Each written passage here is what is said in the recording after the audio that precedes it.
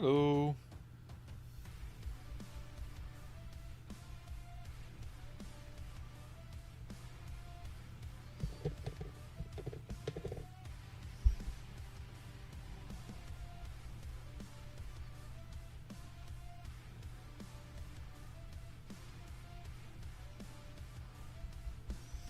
I may have gone too large with my brush choice on this. We can always fix that.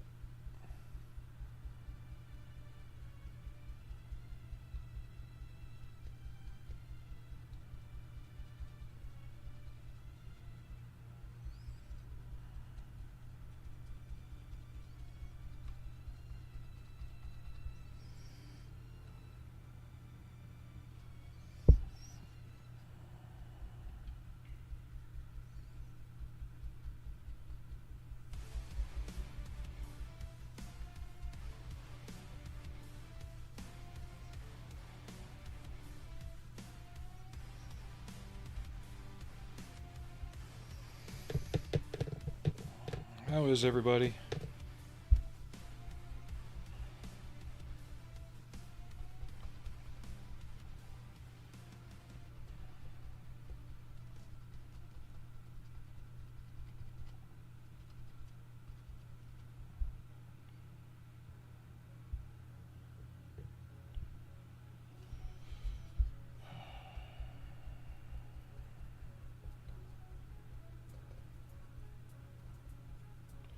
So it turns out I didn't have to rescribe that or that because details go on there. They were just locating rings, essentially. But that's alright.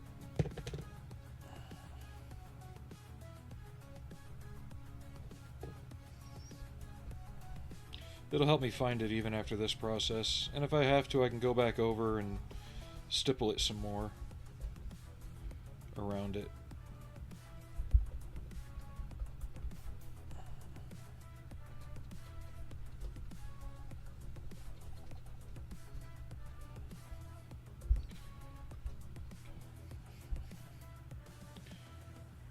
But there are some lines that needed to be rescribed, like these here and the one coming across here. They were lost during sanding, and they're pretty shallow to begin with. So, when in doubt, scribe it out.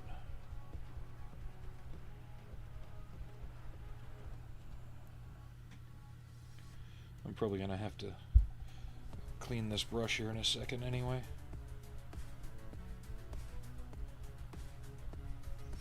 I may do more rescribing after just to get the lines to pop a little better on some things once this dries, like right through here, same around there.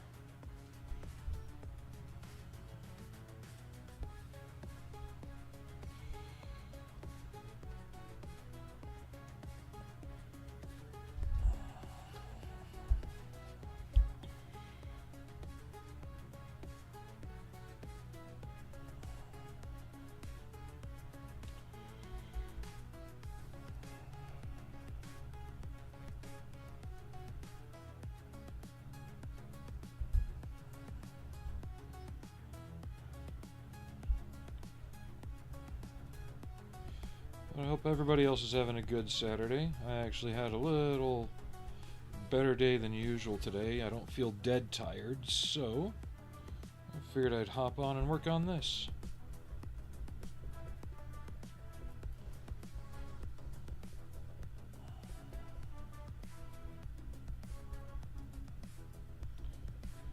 As long as the day doesn't catch up to us, we'll keep going.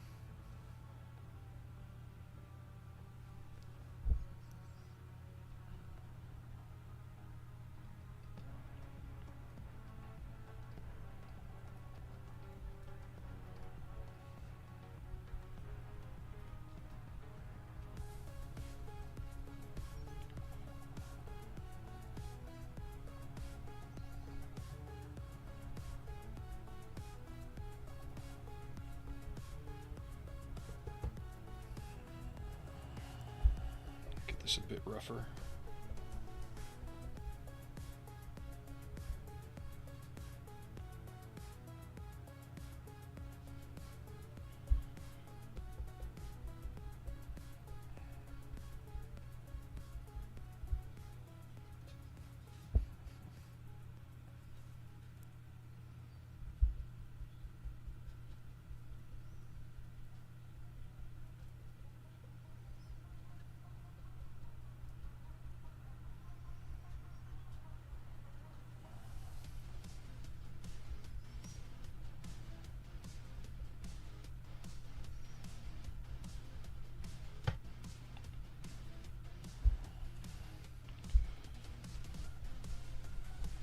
This is not the base color, by the way.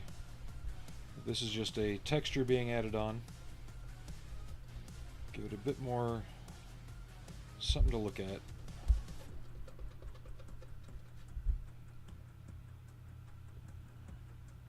Hey, Alex. Yep. I didn't feel as dead as I usually do, so I figured I'd hop on and take advantage of it.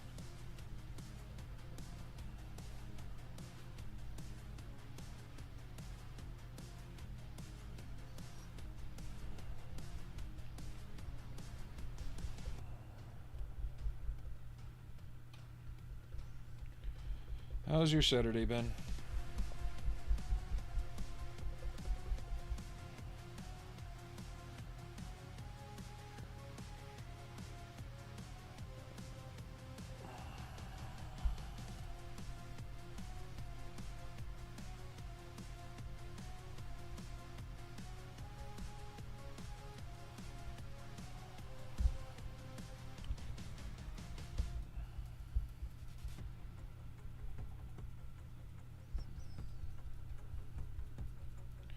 Yeah, all I did last night was I took care of sanding all the seams.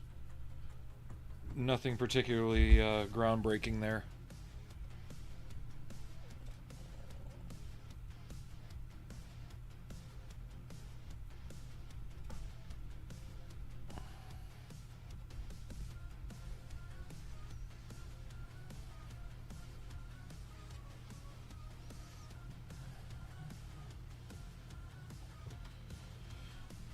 Hello to everybody watching on the Twitch side. I don't know who's there. Aries might be out doing something with Fenrir. Not able to watch. Yeah, I just touched the wet stuff.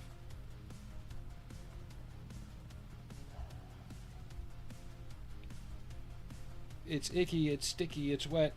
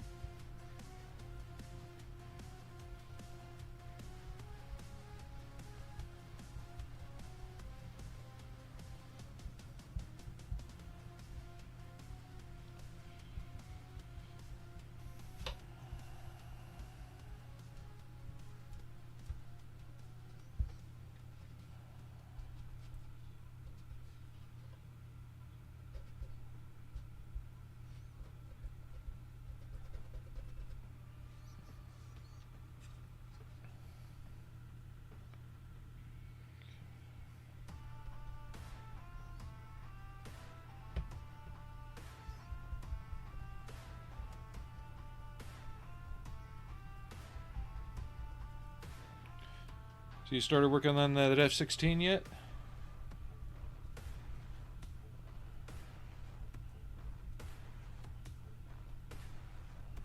Yeah, let's go ahead and just rough that up too.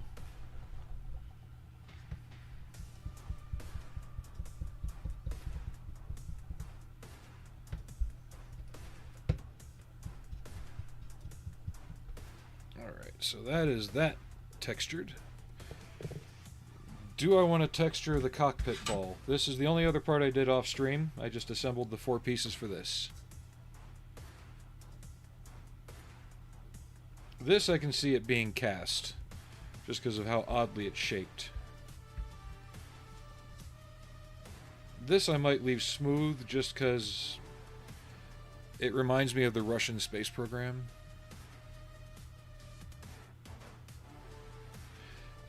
That's... I know exactly what you mean there. That's why I left my last job.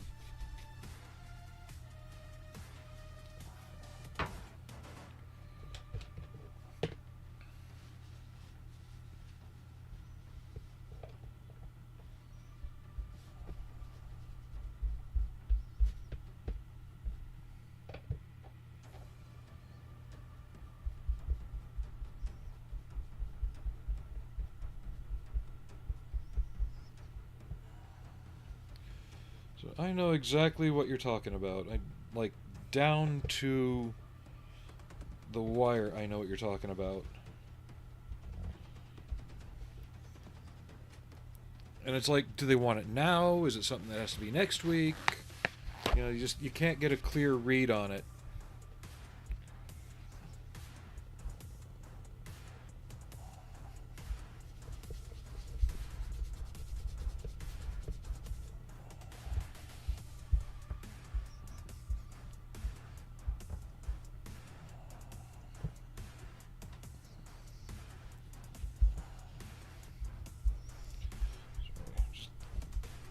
This is one of my garbage brushes. It doesn't mean I can't clean it out properly, just to make sure I can use it in the future for the same thing. We're going to do some cast on the foot pads. Yeah, I'm going to leave this not cast. More like it was a pressure sphere that was made, like a submersible or something.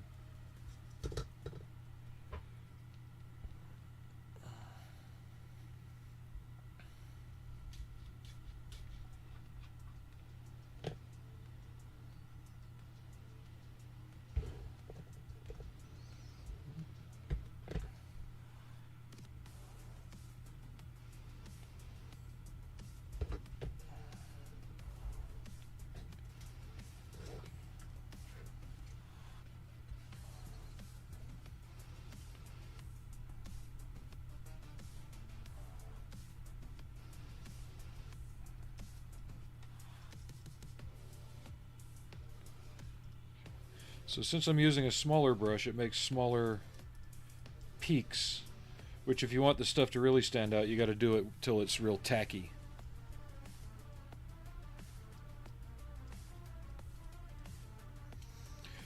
But you can see how it's imparted a rough texture onto the hull. Come on, autofocus.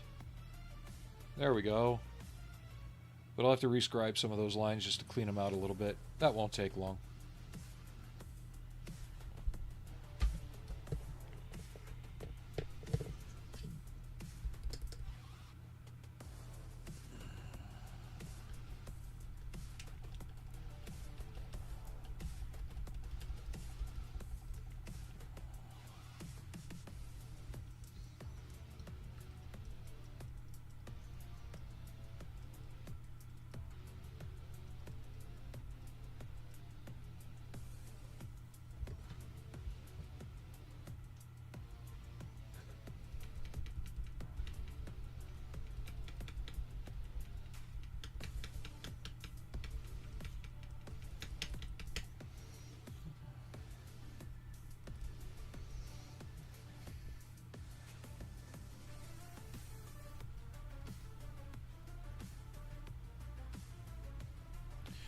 Well, if you don't start soon, you'll never start.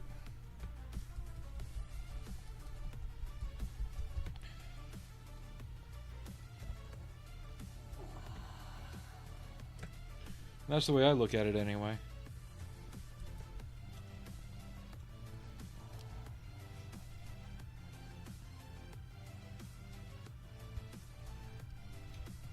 Because it always happens, you always run into that, oh, I just need this new piece and this new piece. And while you're waiting on that new piece, somebody else has made better parts. And then you're like, well, now I've got to sell off the old stuff and get the new better part. And eventually, you never finish. And you got to say, well, I got to start it, or, you know, my grandkids will be inheriting it.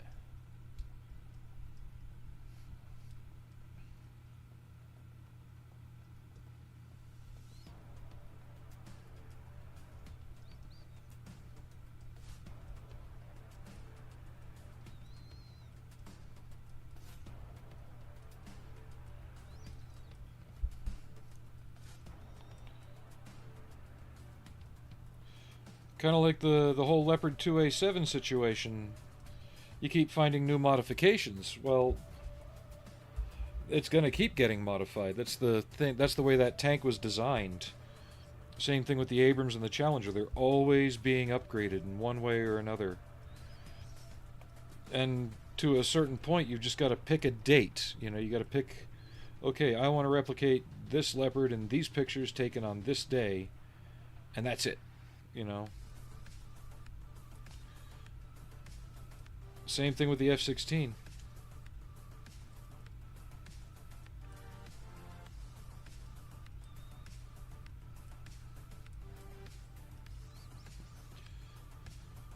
Because if you don't, they're just going to keep modifying it, and you're going to keep getting new detail sets and never start.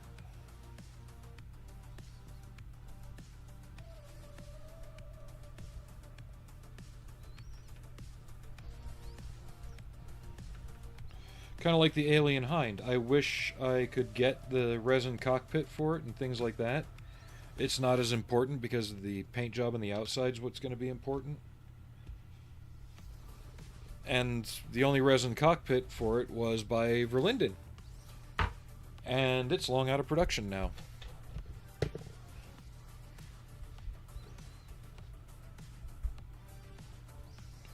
And as far as I'm aware, nobody else does a 35th scale trumpeter Hind helicopter cockpit.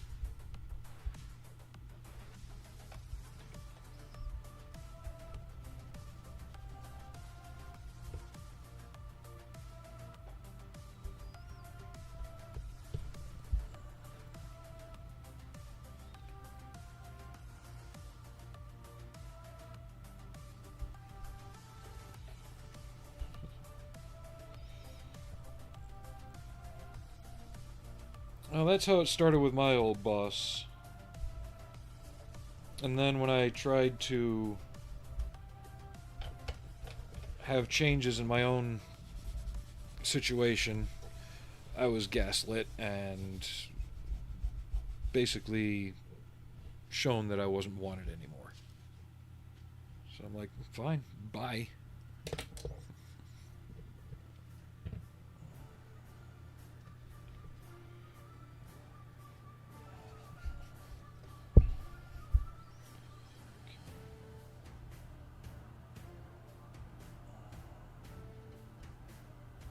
Just using a scribing tool to clean the panel lines out.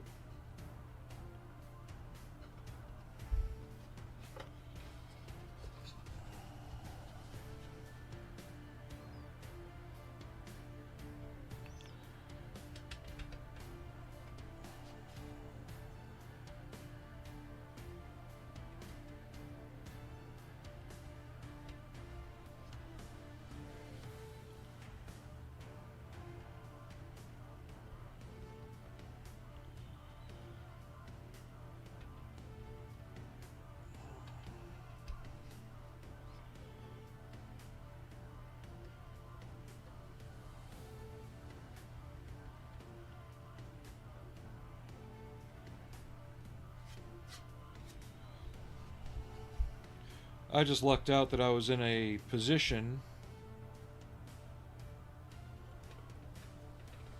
to essentially jump without a parachute. And I did.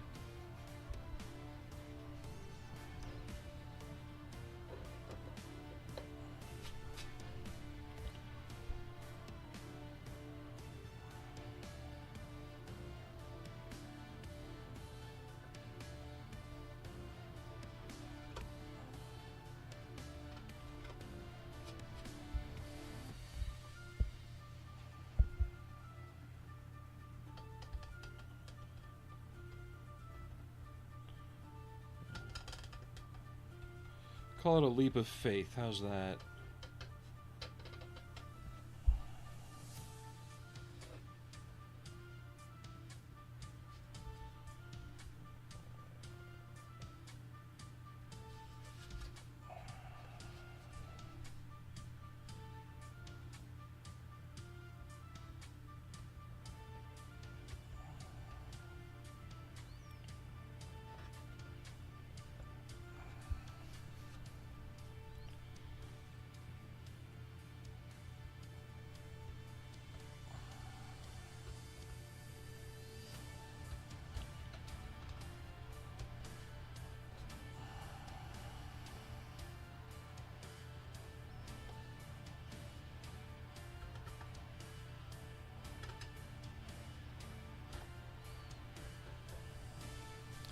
The worst part about it really was it took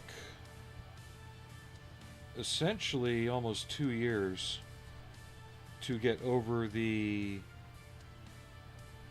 anxiety and depression from it, from what it that it caused.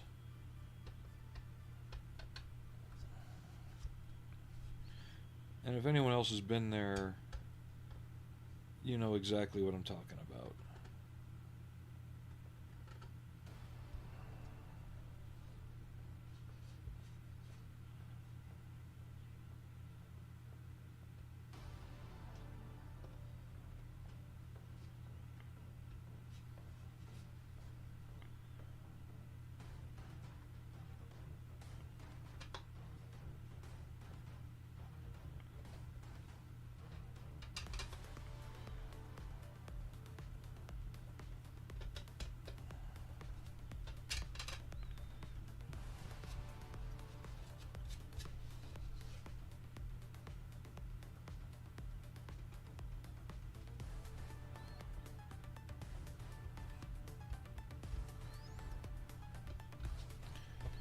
And what's really great is,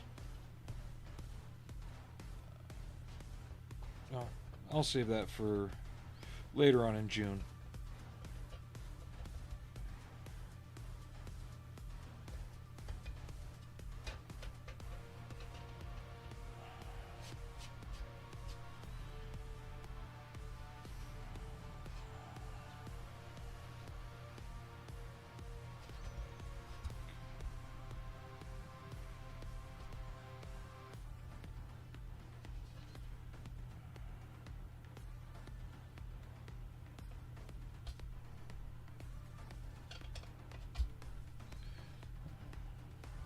Another good thing about rescribing after this step is if you mess up, you can just put more of the Mr. Surfacer on your brush, restipple the area, and just use it to fill the bad scribe.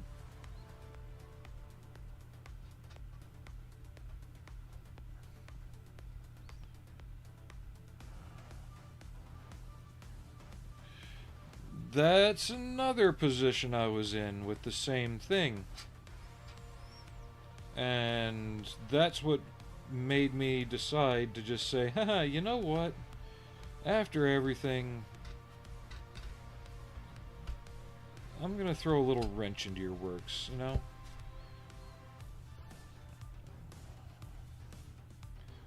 And I honestly think it did for a little while.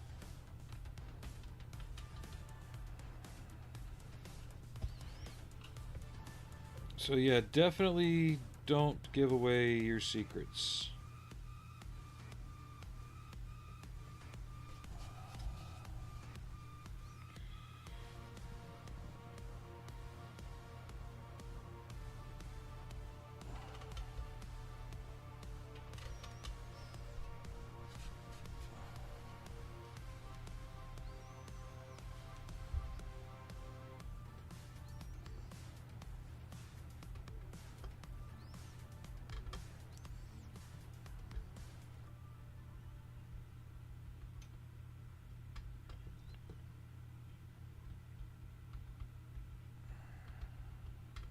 Yeah, when it comes to that kind of stuff, especially if you got some new young upstart that acts like he knows everything,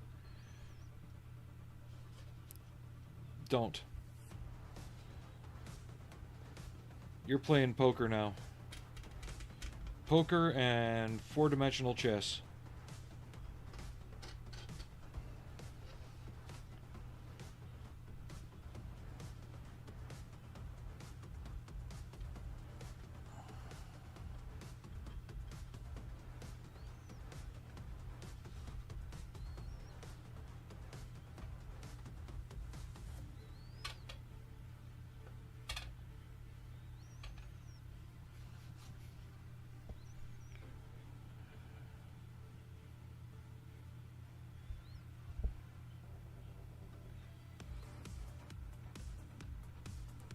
Well, in my case, I had asked for lateral movement because I knew I was moving soon, but I was getting older.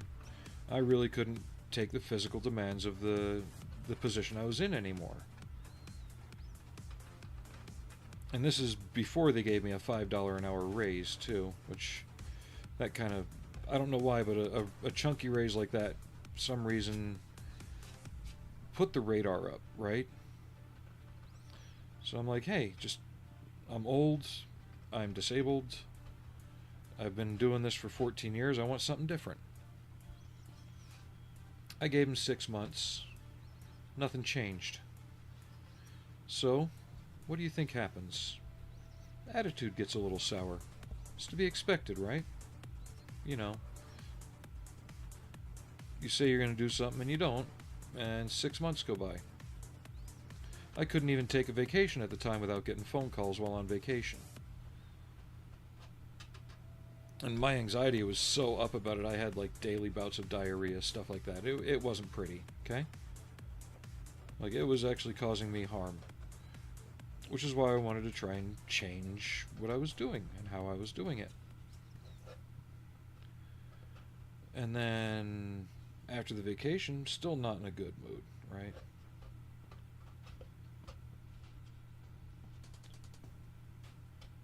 And the reason I say trust no one is I've been discussing with other employees who have been there just as long as me, not bad-mouthing or anything like that, but just discussing it in general.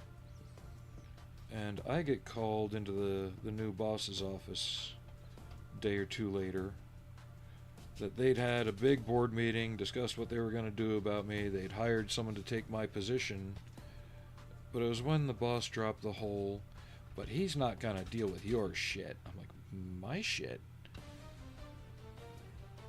That right there told me as soon as they were trained up enough, I was gone.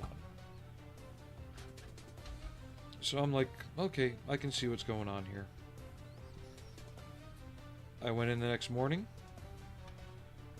put my key and all my work-related stuff on the manager's door, sent a text to the other young kid who, you know, couldn't make it 4 days out of the week because he was sick all the time, apparently. And then messaged the boss saying, my key and all this are on your door or on my desk. Goodbye. Haven't heard from him since. Except, there was one time, a few months later, the head of the board came into my work. Drove completely out of his way.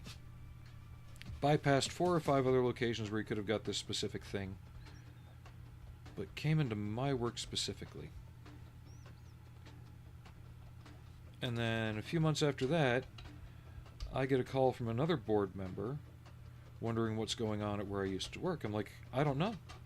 I haven't been there since August of last year. And he's like, what? I'm like, oh, you didn't know? Wonder why I quit then. Haven't heard or seen anybody since.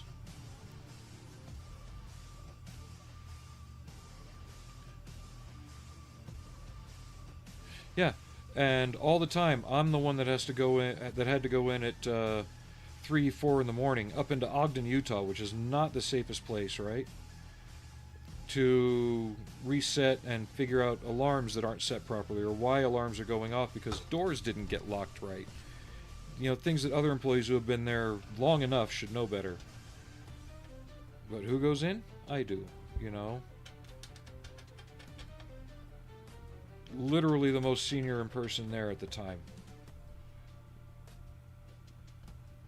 But they wanted to play their little game the way they did, so I'm sure they're doing okay now.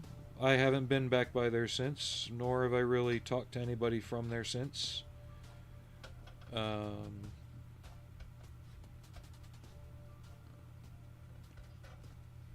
Hoping the best, but if that's the way they're running it, it ain't gonna be the best. Not in the long term. So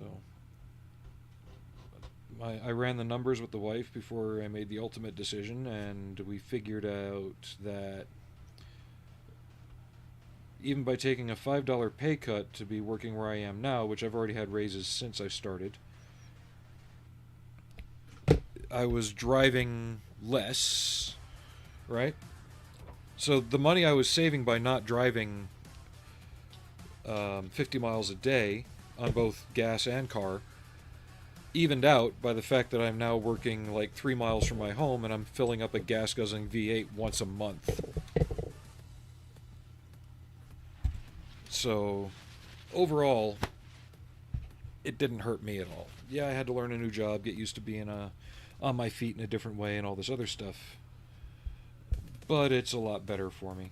And no, I'm not going to say where I'm working now because it's much more accessible to random people. And I don't need any BS from that, if you know what I mean. But I am content where I am. I enjoy myself more. The benefits are just as good, if not better. Paid vacation, all that stuff. So it's all right. I just had to stop worrying and just finally just say, fuck it. Stop, let the other place lead my life. Stop feeling like I owed anything. But no, I get exactly what you're talking about with that kind of toxic personality that doesn't... They expect you to be able to read their mind, and they don't exactly say when or what they want you to do. They have an idea, and when you're discussing the idea in whatever meeting it is, you think, okay, this is something for later. 2 days later, so how are we coming on this? What? You know? I thought this was something we were planning for in the future, not something you were wanting to implement in the next 38 hours. And yep, that's... Aries isn't in here. He can tell you. Even, like, my streams were suffering. Like, I would be here streaming, and my phone would ring, and he would see me physically recoil. Like, PTSD recoil. When it rang. Because my shit was going off so frequently for the dumbest stuff. I couldn't have a day off. Like, I couldn't get my brain into what I was doing because they were constantly intruding on my time off. Right?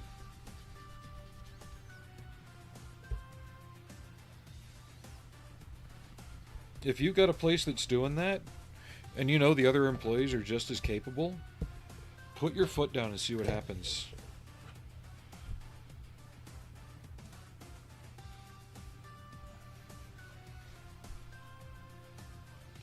But if they're calling you in for this stupid menial shit, nah.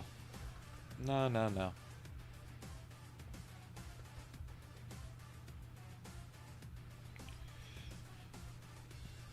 Oh, and how you doing, Major Havoc? Sorry, I saw you were in there and I saw you posted. But, yeah, we had a guy, thought he knew everything, so I let him think he knew everything. But after a while, it got to the point where I was having to go back behind and fix all the fuck-ups because he didn't know everything.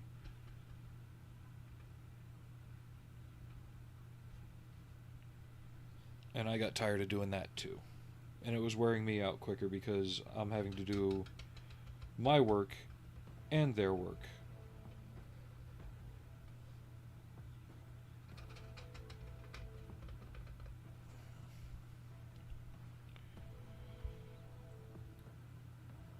But I'm not kidding when I say if you find yourself in a situation like that where you know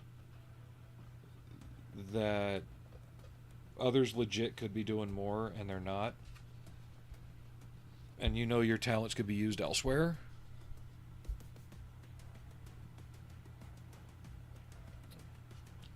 go use them elsewhere. You might get paid more or at least enjoy life more. I laugh more at work now than I did in the past 6 years at the other job.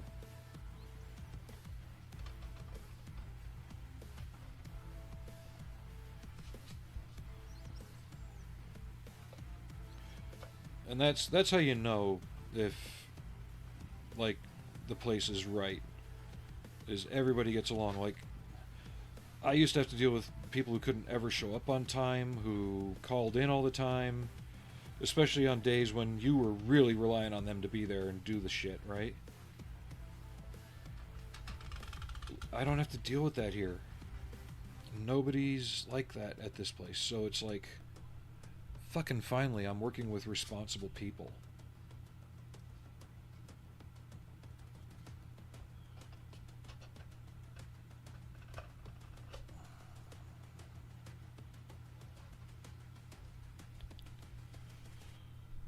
Oh, and it wasn't about me being on YouTube that they were calling. It's just the fact that I couldn't even have an entire day without them calling to ask me something stupid that either could have waited, been put in a note and left on my door or on my desk, or handled in short order then and there without contacting me.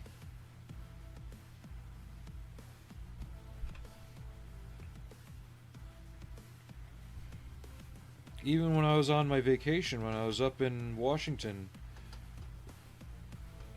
it didn't last a week before they started calling me on stuff. And I even told them before I left, here's what's going to happen when this happens. Here's how you take care of it. And they still couldn't do it.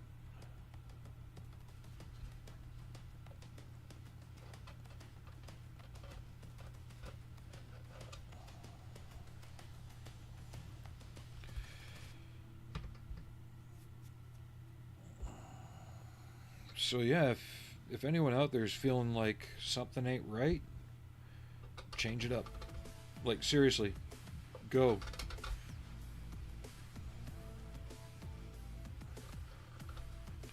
I know the old saying, don't go waving your hands when you're hanging on by your fingertips. But sometimes skydiving and free fall can be a liberating thing. I'm glad I did it, but I also had a supportive wife.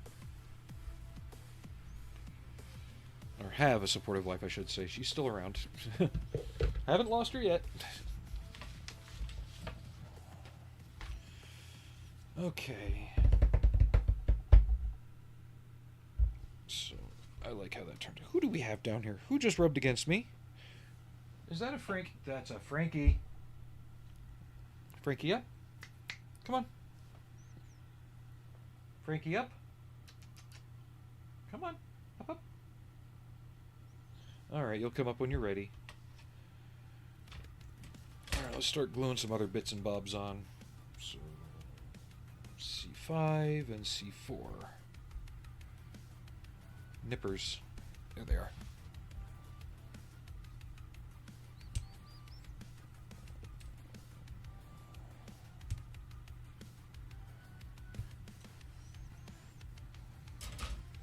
But no, if you had seen my streams 2 years ago, 2.5 years ago, I am not the same person that was in those streams. And it's taken me a while to start getting back up and into things, you know. And it's still not going to be solid for a while. But I'm having more days like today than I used to.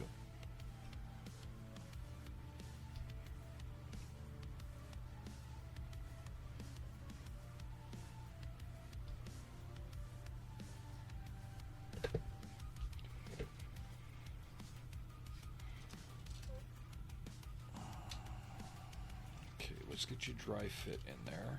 There's one side.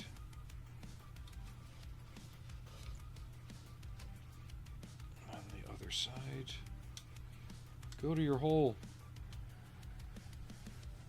There we go. I think Major Havoc was in the audience for a lot of the times when stuff was really starting to head downhill. I don't know if you noticed it, but it wasn't something that you could miss if you were looking for it.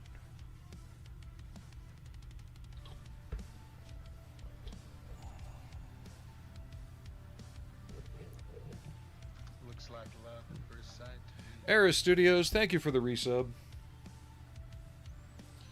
We were just discussing similarities between what a fellow audience member is going through compared to what I went through back in 23 in the summer. How have you been?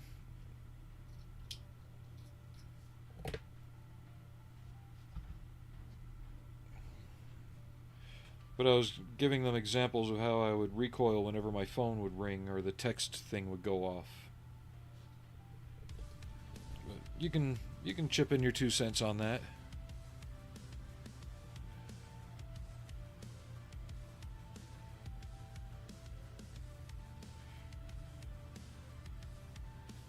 But you could see it over the years kind of build up too.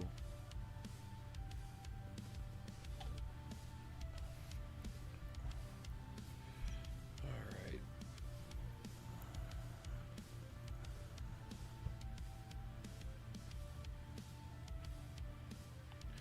Yeah, it is kind of like that. Like,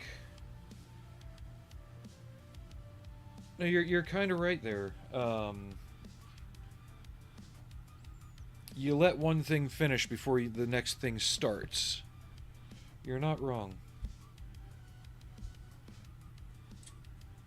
And there's other people that just don't really grasp that.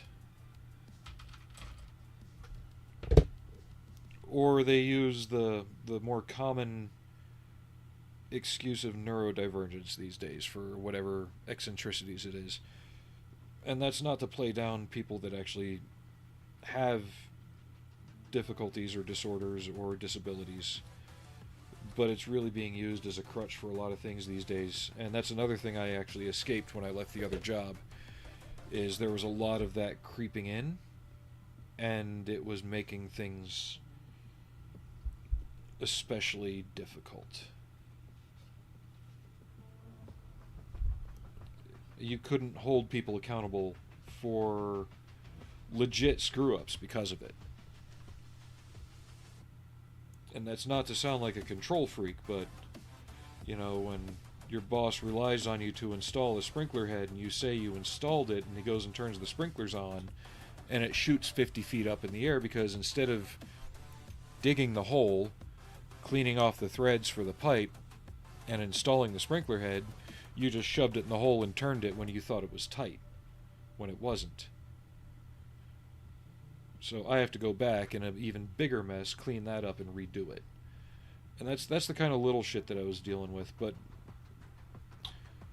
you know, same individual couldn't show up on time, and he's working later in the day. Yeah.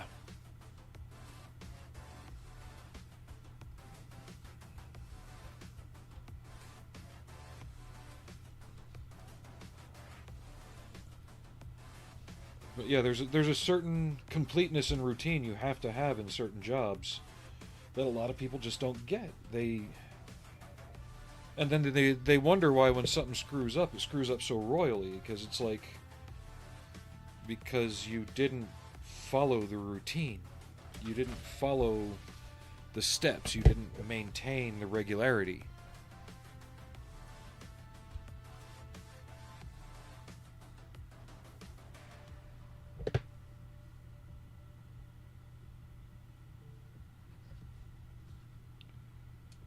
And I just hope anybody else there that was still there when I left, if they also had difficulty, they didn't have trouble making the decision that I made and have bettered themselves.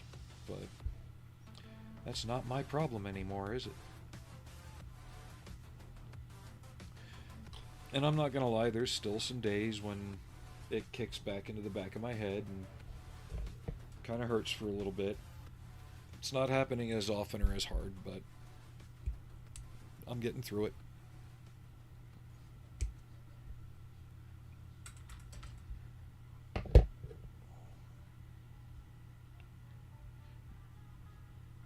You don't spend the better part of 20 years at something and not have, you know, other reactions.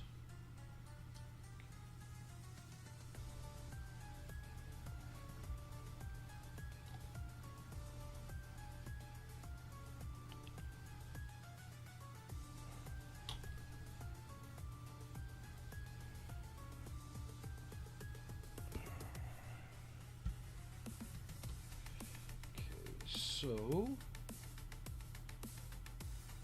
yeah, we're gluing all the scab details on now. I'm just making sure I get them all. C23, C3.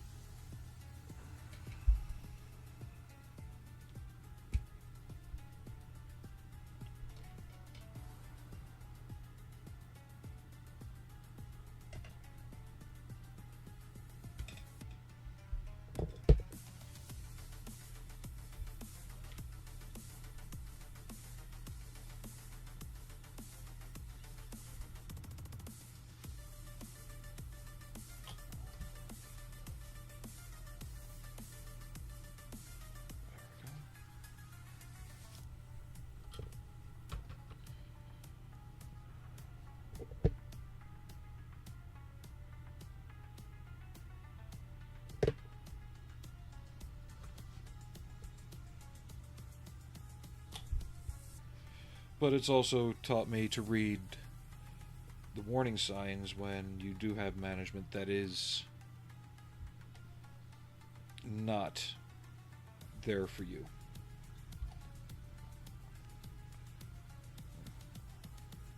Yep. And that's part of what the business was where I was too.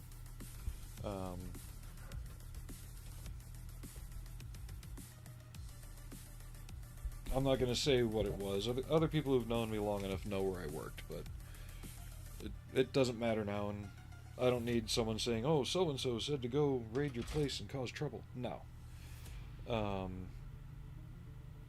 Because, face it, this is the internet, and that could happen. And I don't want that to happen. But needless to say, I'll be happy if I never see it ever again.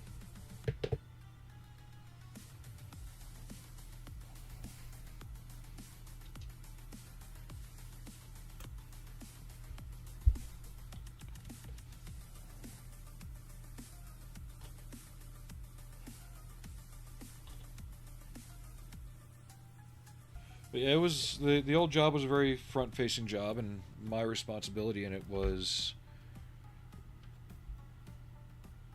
basically handling most of the front-facing stuff in terms of presentation.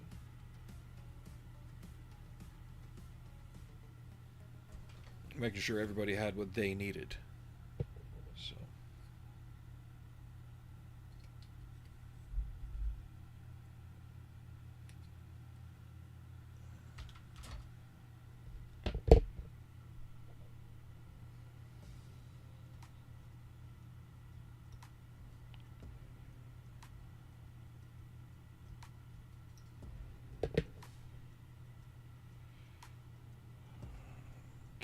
Where does this go? This goes here. Right? No. Oh, this goes here. Okay.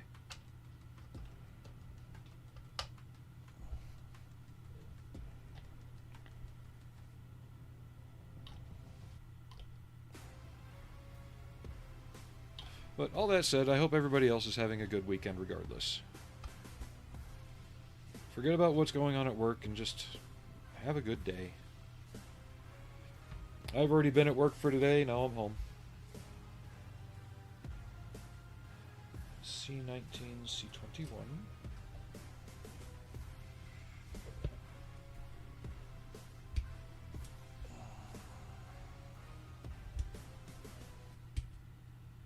I'm leaving all the little cabley pieces off until after I paint it. Most of them can be added after the fact.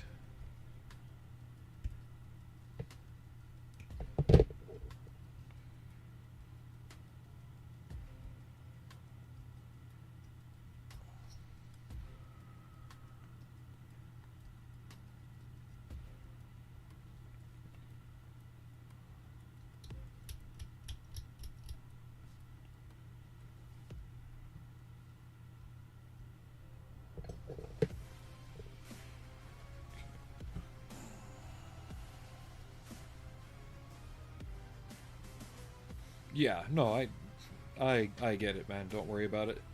I'm not asking you to name names or anything like that.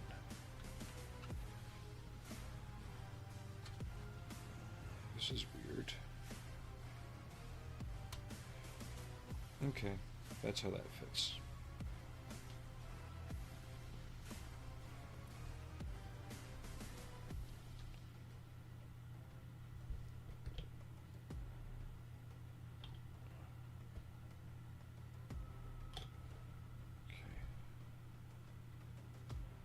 The Camel is definitely a weird thing, even for machining Krieger.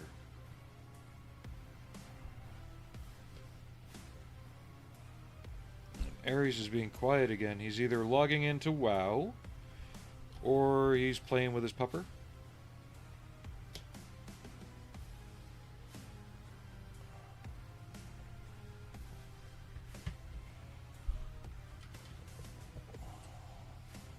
And as far as size on this model, it's actually pretty close. Oh, you're cooking bacon. So you're kind of playing with the pupper. Size-wise, it's pretty close to the Königskrot.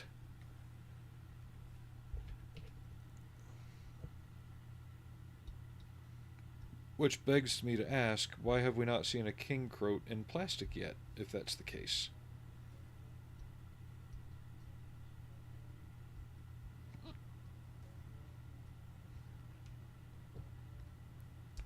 I think one was rumored for a little while, but then it fell through.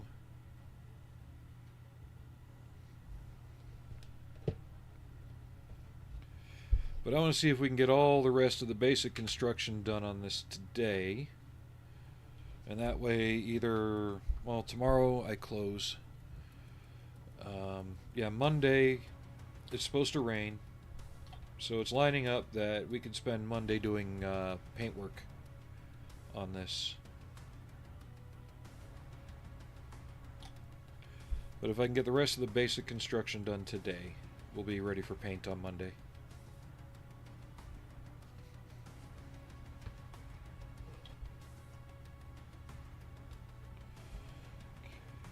I need D7 times 2.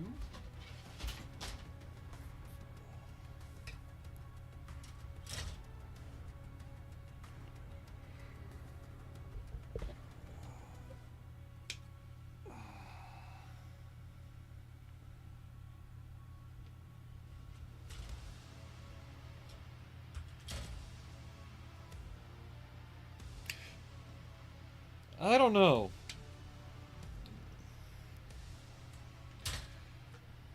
Usually the places with a lot of camels don't like bacon.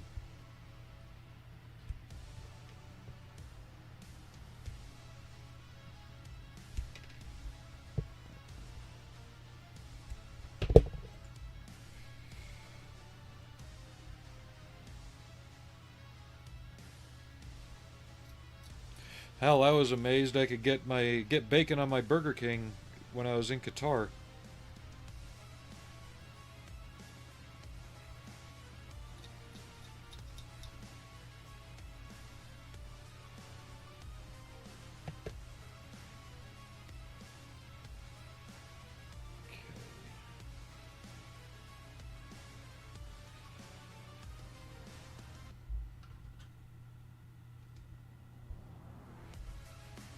And I'm sure there's somebody out there going, you had Burger King in the Mideast? Yep.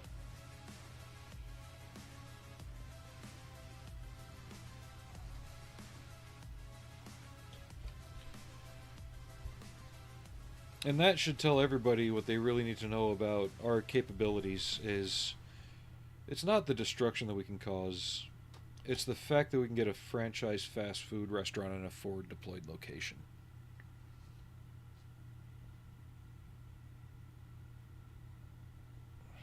I'm sorry. Was it gamey?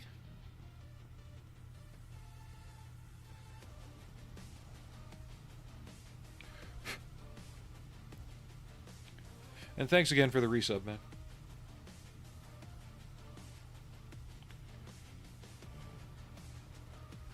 Just tasted different. Yeah, I tried, what was it? When I was in France, I tried andouille. God, that was the gamiest sausage I ever had.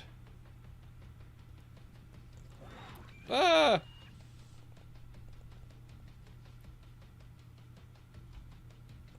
Okay.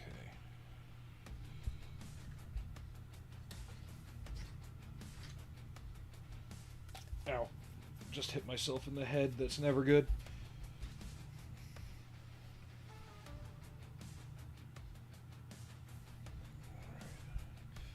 So, where's the frame? I'm gonna glue this frame on, but there's a large blade antenna that goes right here. I'm not gluing that on yet. But I'll put this in place.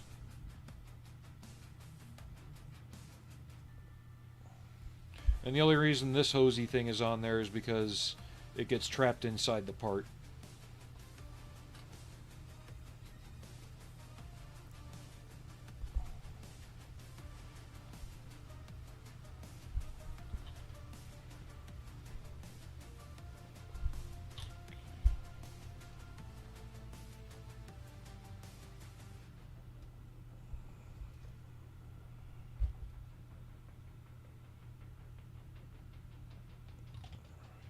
this gets routed to here. So once that's dry, I'll glue that in place.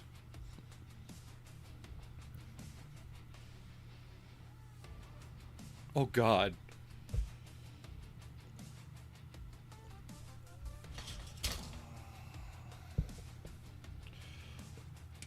Well, that's the funny thing. Supposedly we have a ceasefire with them for the moment.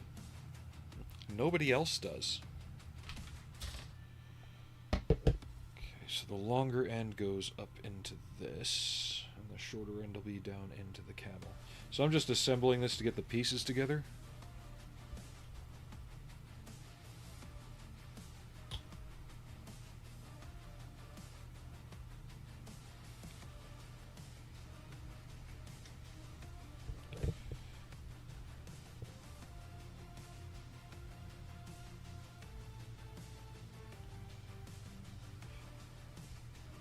I just like that there was a 24-hour coffee house on base.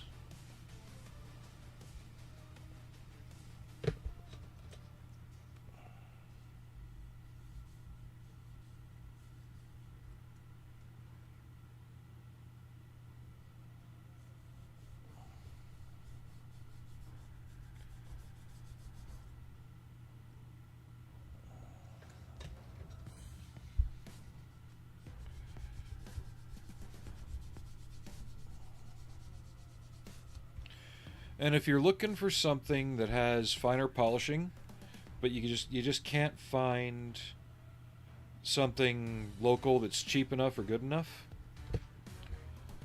Turtle Wax headlight polishing kit, $12, and it comes with two double-sided pads, 4 grits down to I think like 3,000 grit, and then a polishing compound.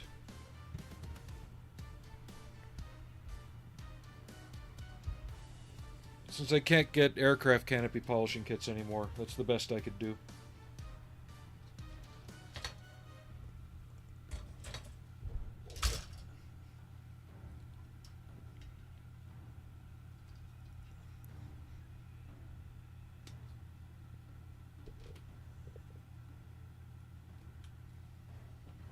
Okay, there's Allie, there's Frankie. What's that noise?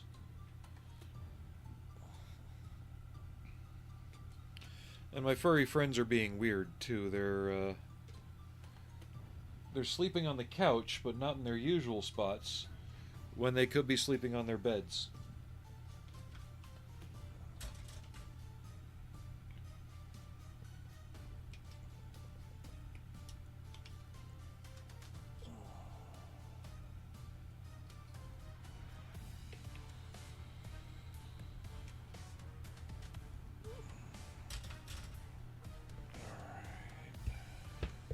So here's the real question.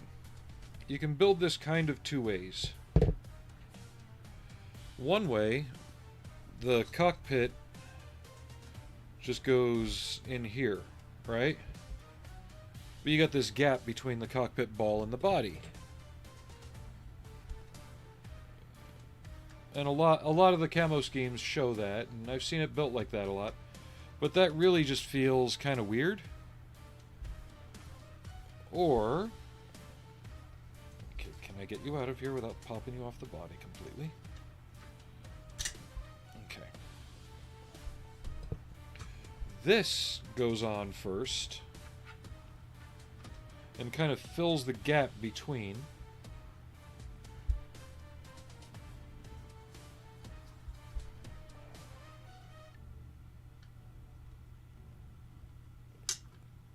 Which hides all the details that are in there, but I just like how more complete that feels.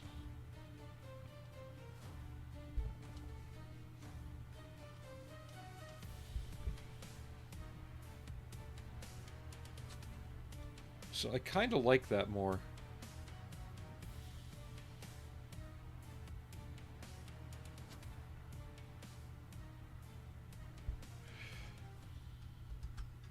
Either way, it's EU, so it really doesn't matter where it comes from, does it?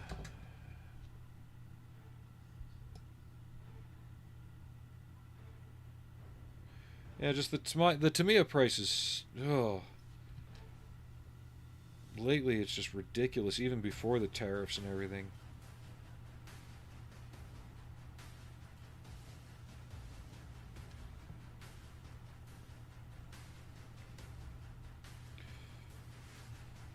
And that's what I was saying is for the cost of one tube of Tamiya polish, you can get an entire polishing kit. Okay,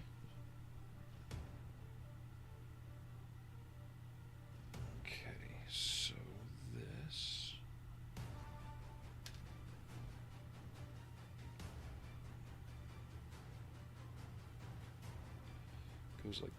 goes like that. Okay.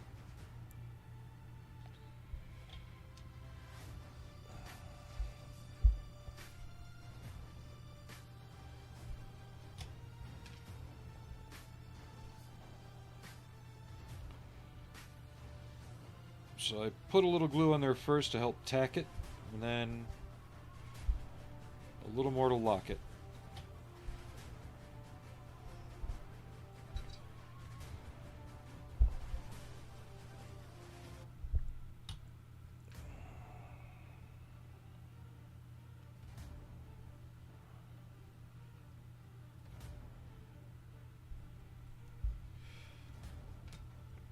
Well, my wife got it to do the headlight lenses when we had to repair her mini hood.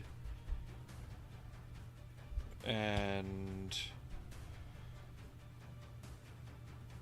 I just used the leftovers for model stuff.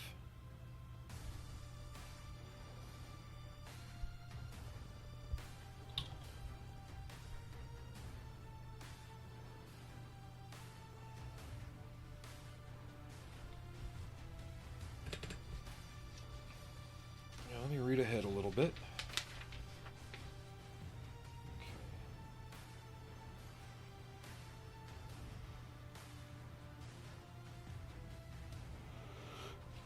Excuse me.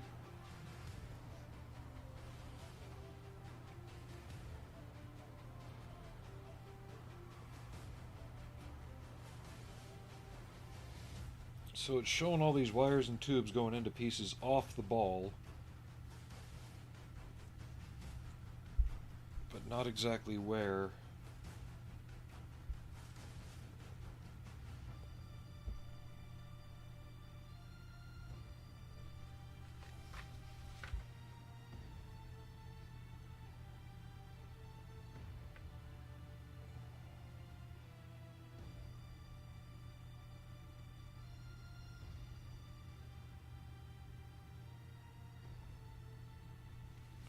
So I'm just trying to get ahead of the game on that and see where it all goes.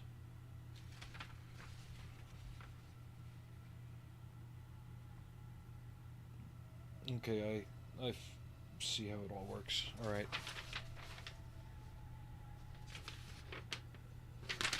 Kind of, sort of, maybe. We'll figure it out.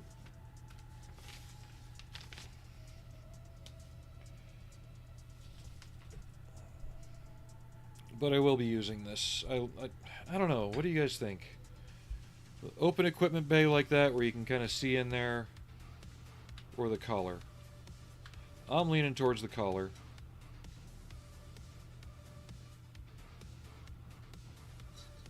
It just makes it feel more complete.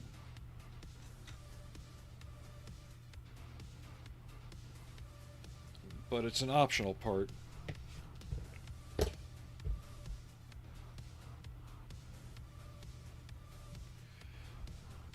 I just think if you're going to have your thing running in a dusty environment, whether it be on space or on Earth, you'd want that kind of closed up.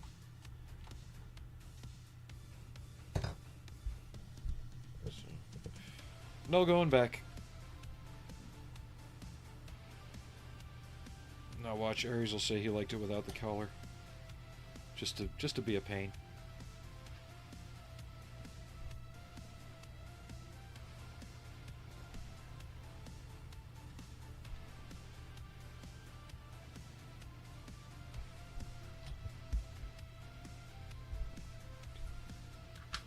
And once this is all glued together, I can set it aside. We can work on the cockpit tub. There's a little to show, but You know, it's... I find the collar more interesting than what's behind it.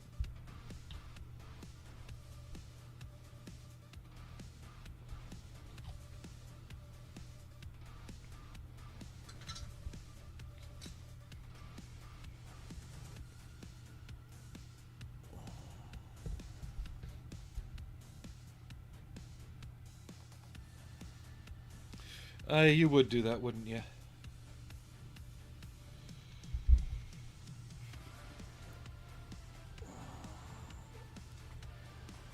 Alright. But you can even see it here. I kind of like the idea of the two grays and the blue, but the collar just makes it feel more complete.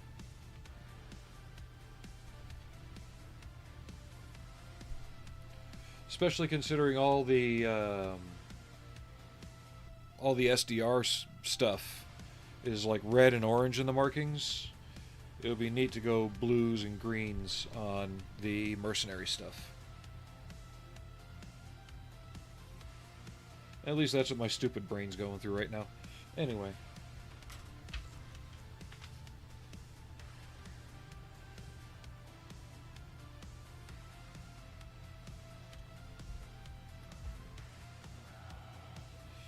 So let's get a few of these things out, because I'm going to need to cut them.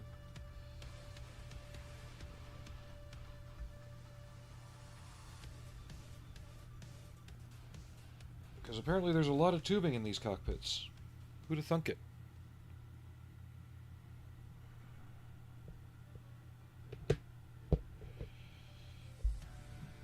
Well, before everybody came in, when I started the stream, I was thinking, you know, why would you need your lunar thing to walk in a environment that could easily take advantage of the hover vehicles and the anti-gravity vehicles like the Falk and the Nutrocker? Then I thought, wait a minute, if you're on the moon, do you really want to be blowing shit everywhere?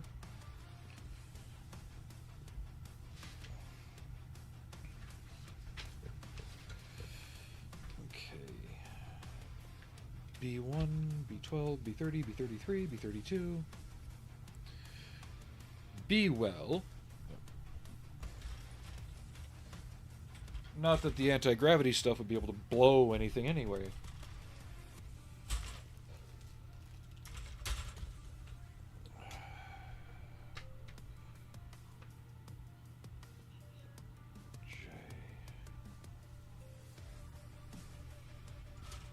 Part of me thinks I was supposed to use this shit. I think so. And there's the singular steel antenna.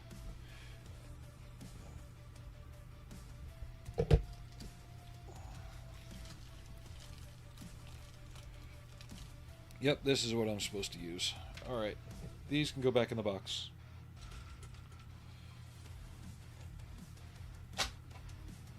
Alright, and you.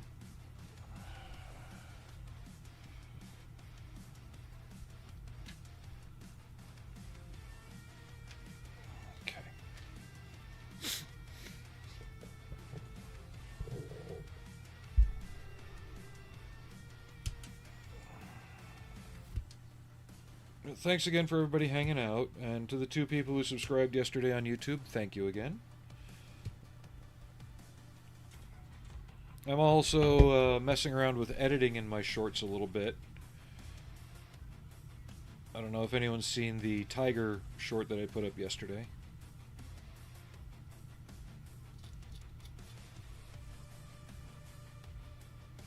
Not that I'm great at it, but it's allowing for some different stuff.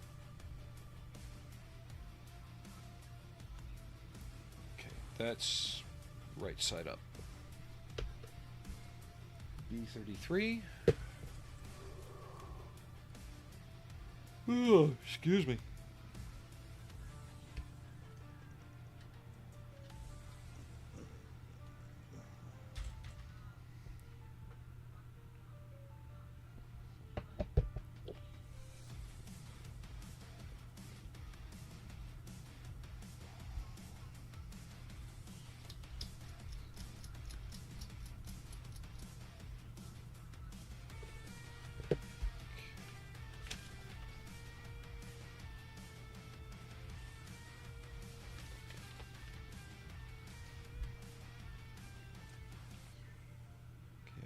think that goes on like that.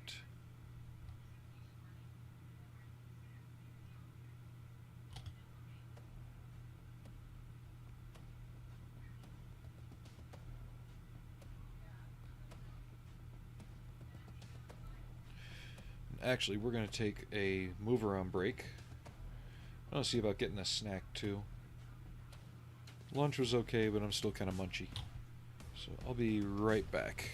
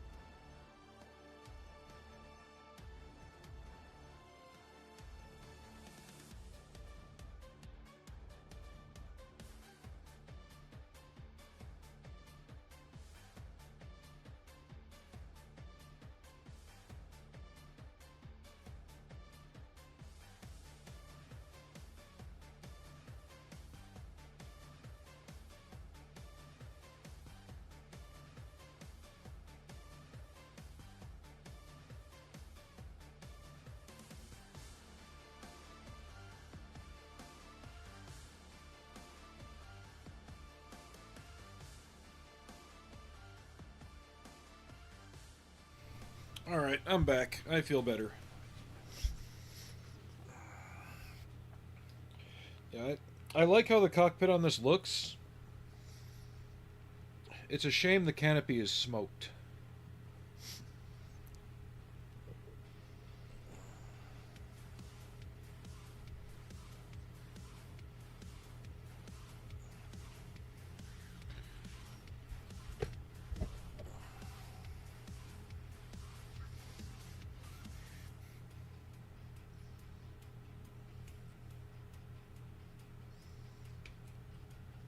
Yeah, Solway and I were discussing how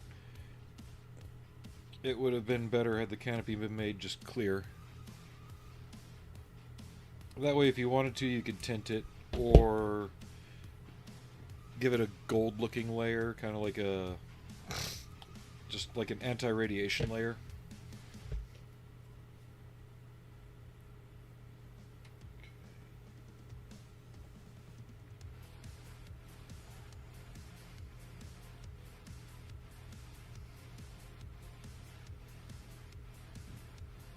How in the hell does this go on?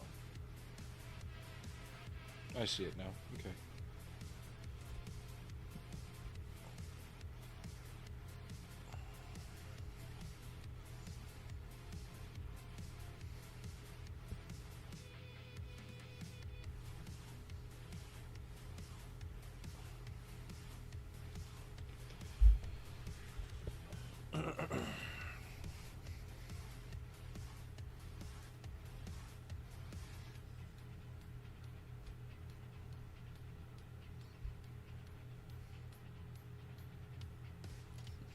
Yeah, most of these pieces here go to the cockpit.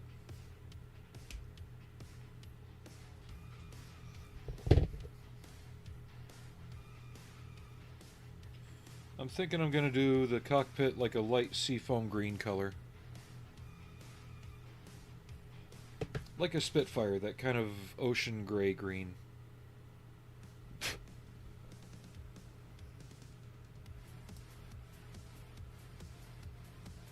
and then you go here.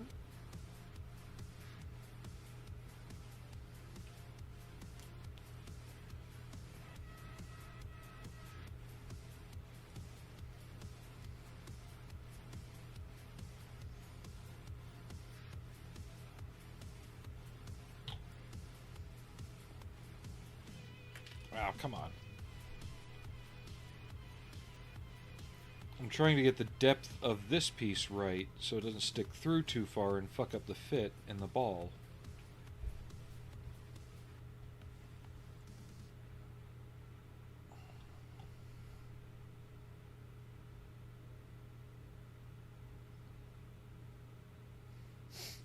There we go.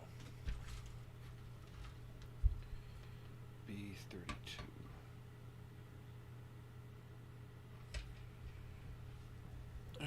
Looks like that music is over. Next.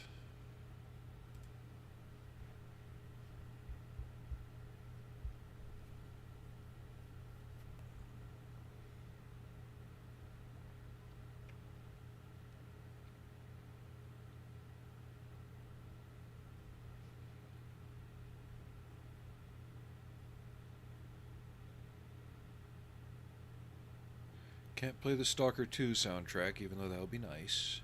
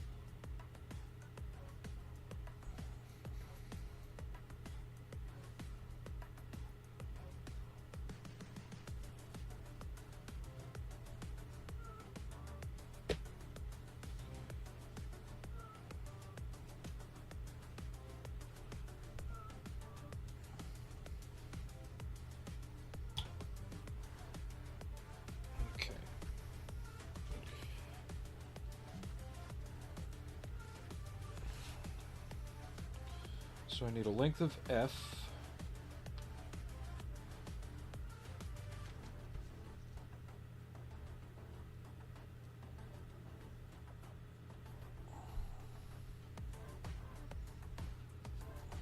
And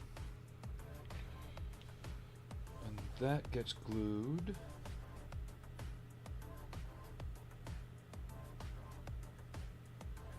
Where the hell does that get glued?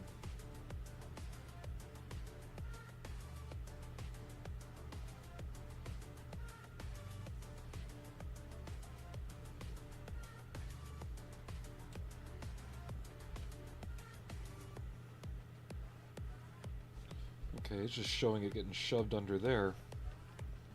Weird.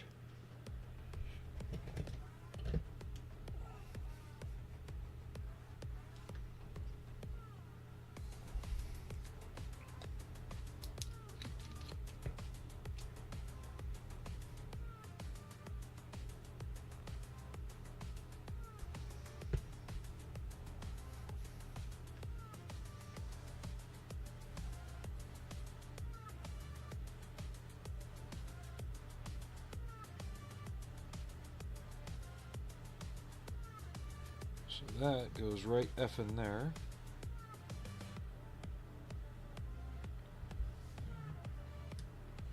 And I need a length of G.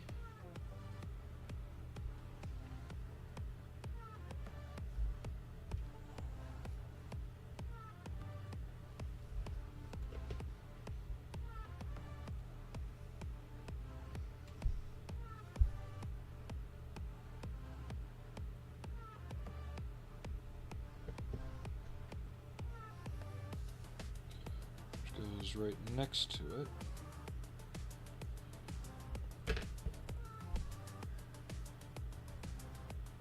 If I can get these things to cooperate.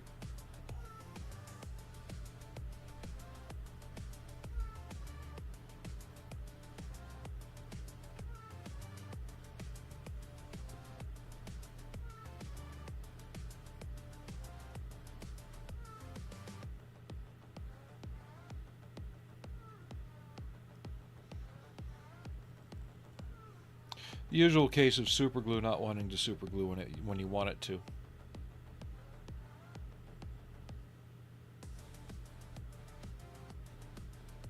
See, it's superglued to what I didn't want it to.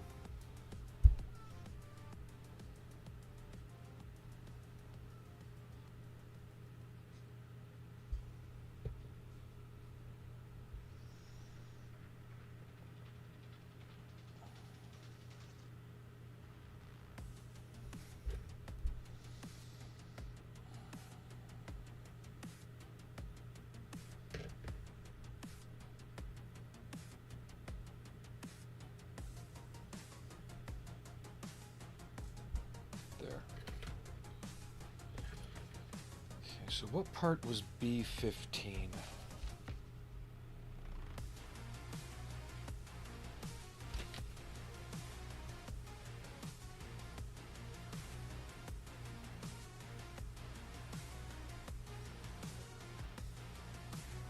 Because it says this goes to B15. Oh. Let me see it now. Okay.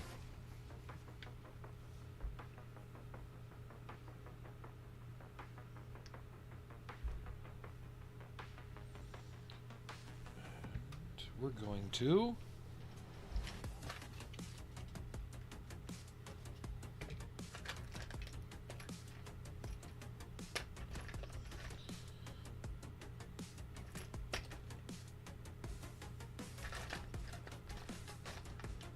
in the words of Billy Bob Thornton in Armageddon, I reckon we drill.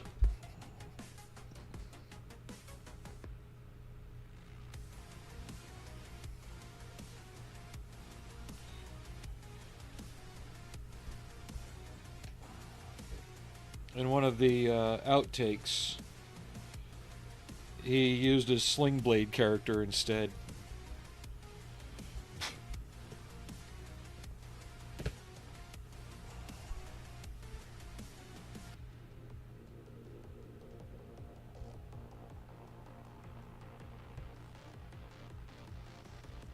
that should go there. Does it go in front of or behind that tube? It goes in front of it.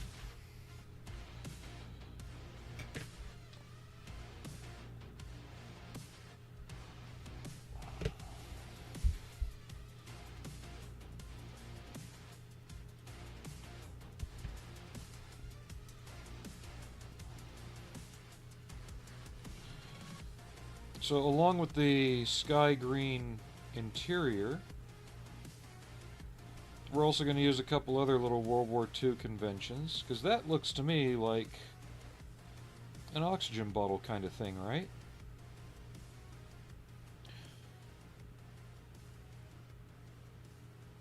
So, why can that not be yellow like the oxygen bottles on the B-17s?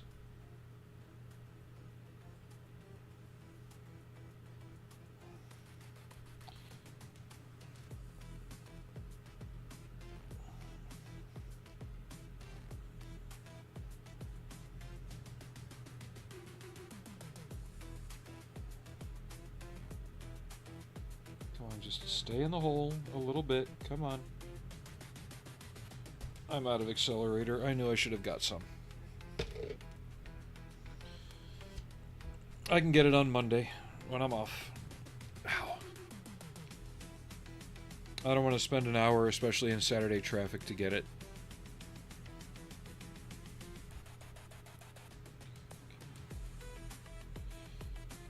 I'll have to see how far that sticks out, but we might be gluing that back in the interior before much of anything else.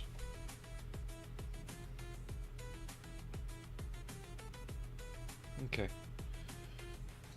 So this is ready to glue in the hull. Just like that.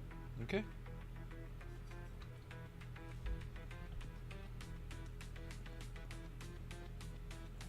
Hey now.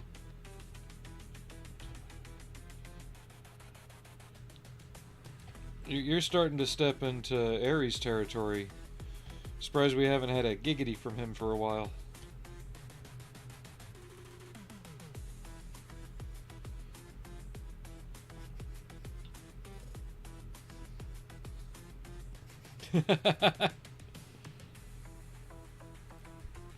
Ask and ye shall receive.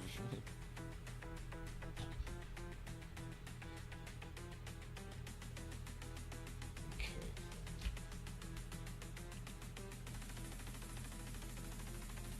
So I need B24. Yeah, because they want me to paint all this stuff like German cockpit gray. That's just too dark for a smoked canopy as well.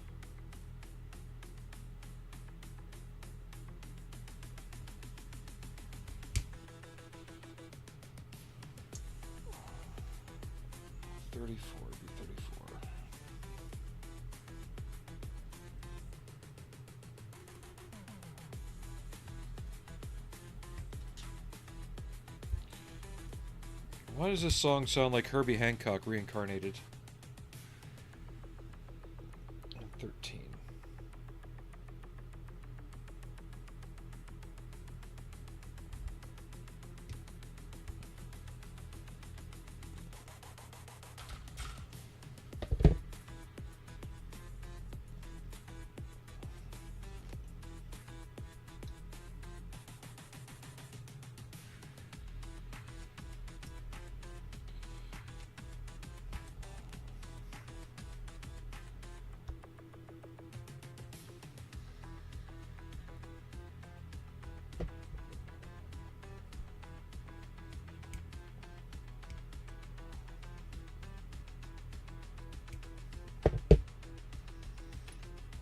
They're showing that. Okay.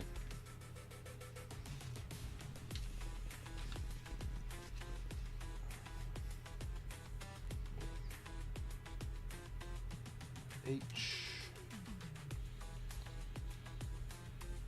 Yeah, I really don't like that they didn't plan holes in this for this rubber hose. It would have been nice, which is, it's just odd for Machine and Krieger kits in Hasegawa.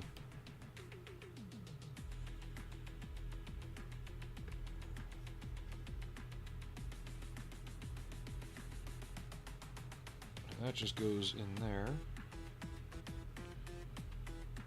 But usually they'd have like a pre-molded hole that you could just insert the hose into and not have to worry about this.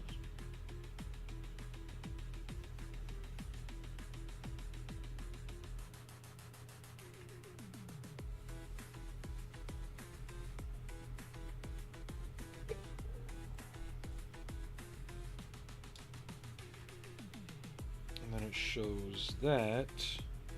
Looks like it just goes into here and terminates. So I'm going to glue this into place. I'm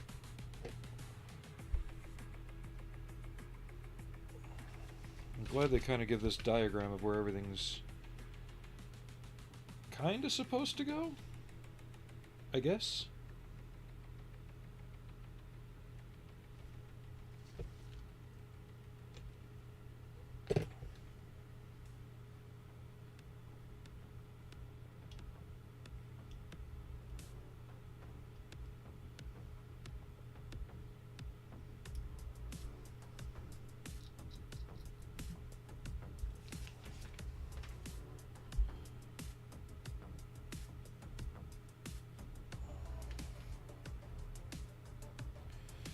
Okay, I'm beginning to see it. So that goes there. And then these will hide behind it. Alright.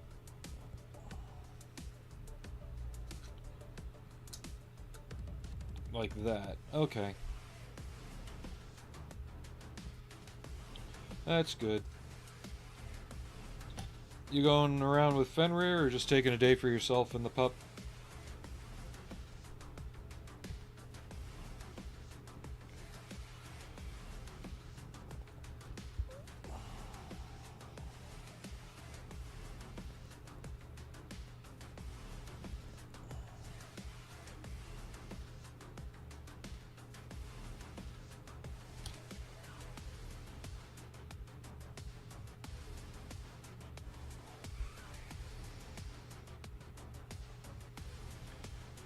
Is it bad that I wish I lived closer again? Okay, that goes there.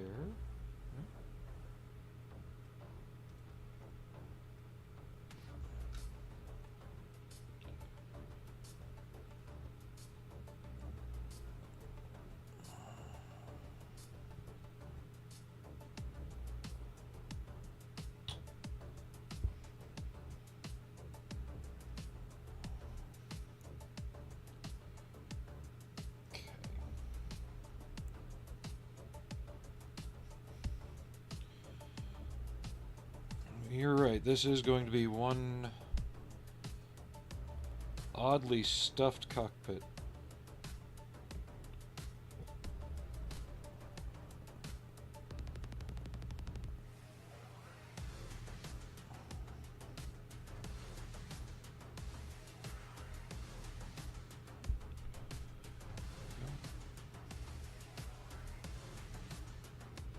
Now this is going to actually attach to a piece that goes up here.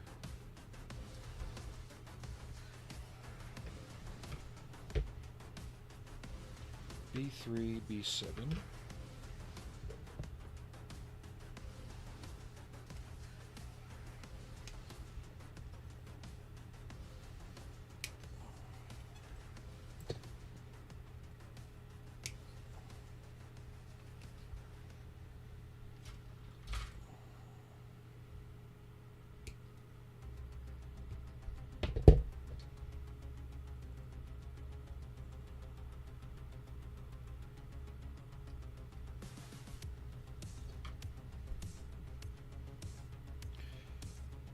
It almost feels like that.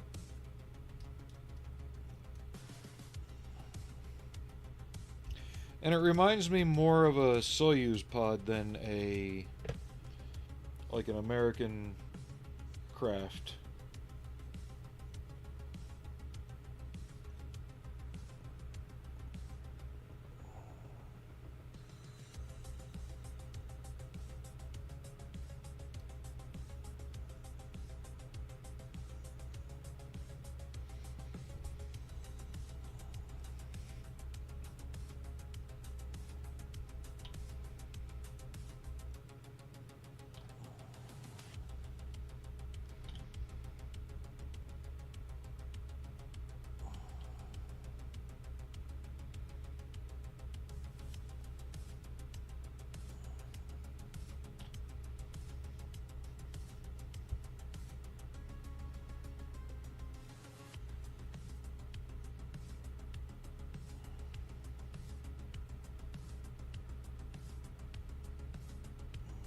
so this...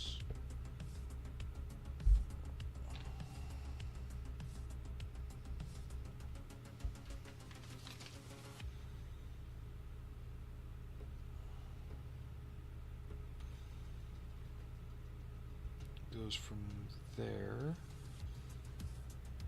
to there, looks like.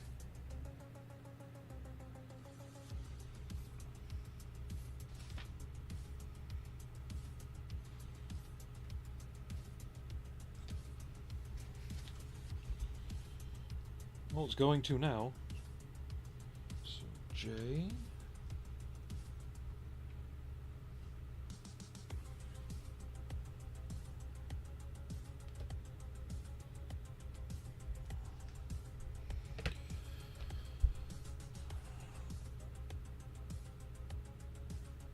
This is the one that matches this.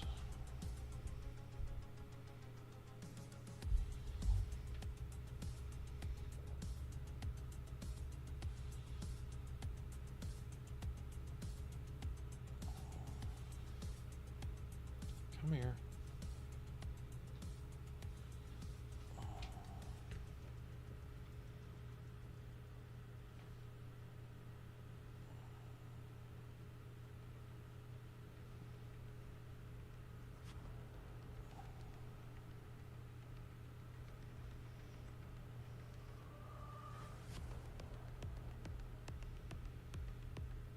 Come on, get in there. There.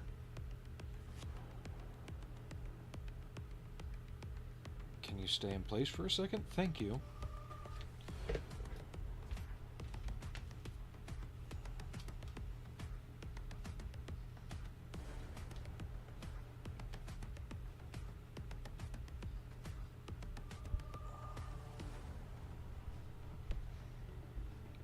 I...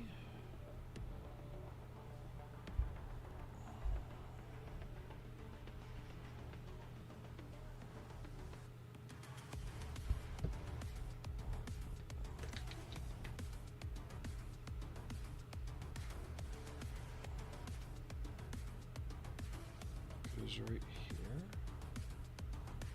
Nope.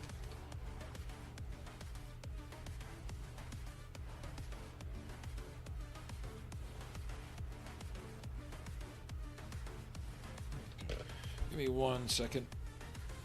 Gonna pause again real quick.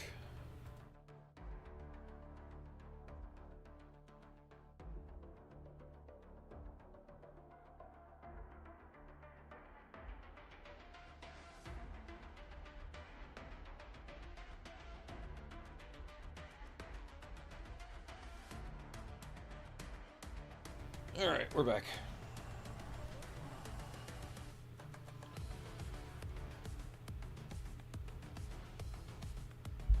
Okay, so while those dry for a moment, I'll get the other pieces ready.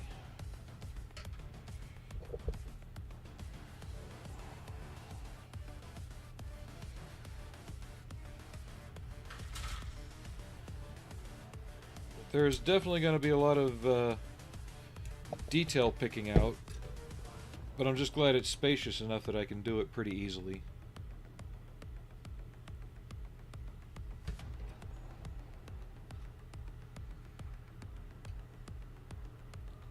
Hi, Arnie. Hey, old man.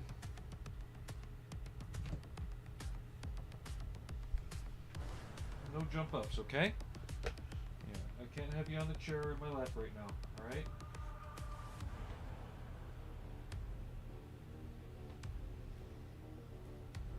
At least it feels like he's put a little more weight back on.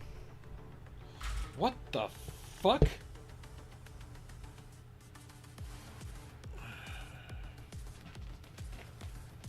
Okay, I guess the cat's coming up.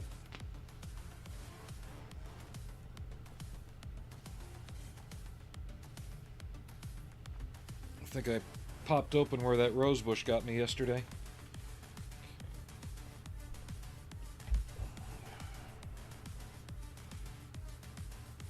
We can't do this today, bud, okay? I need you on the ground. I need you on the floor. I know, buddy. You're the OG chair cat. I know. Looks like we're taking a cat break. I know, buddy. Yeah. Boop. Yeah, good boy.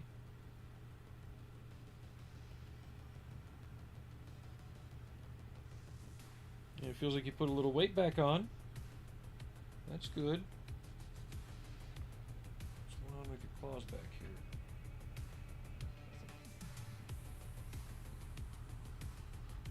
I wish I had more space for you on the table, but I don't. Come here. Down you go. He'll be back up in a minute. I already know. It's how he does things.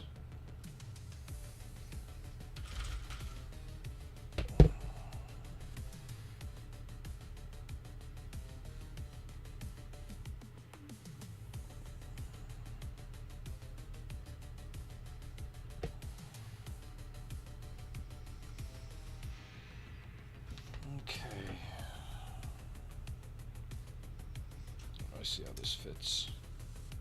Like that.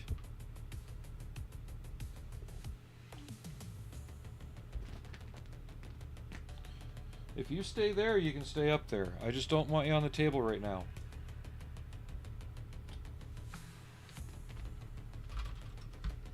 No, Arnie. Down. Come on, boy. Down you go.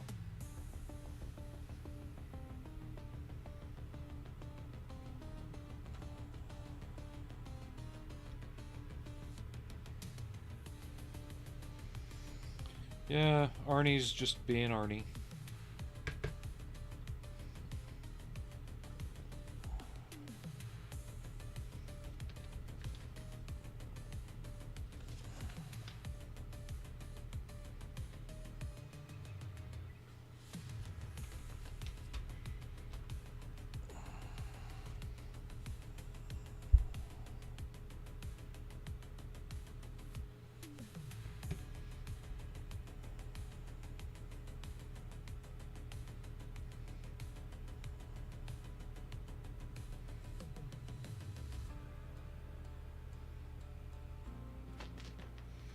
There he is again.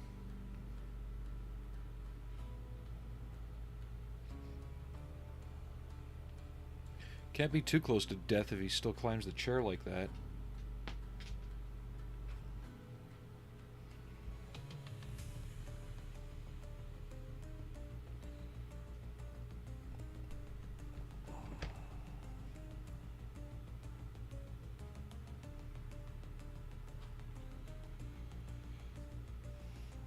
Hey, you gotta stay over there, all right? I know, thank you. I know, bud. You gotta stay there, okay?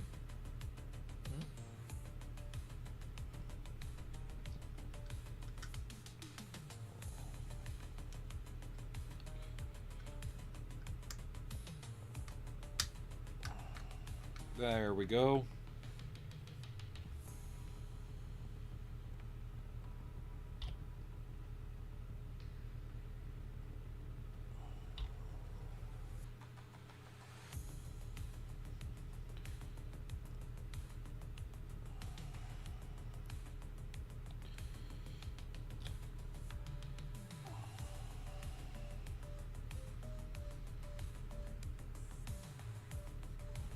This one goes here.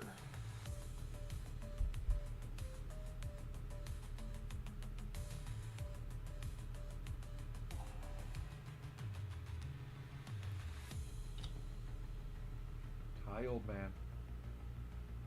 What? Boop, boop, boop, boop, boop.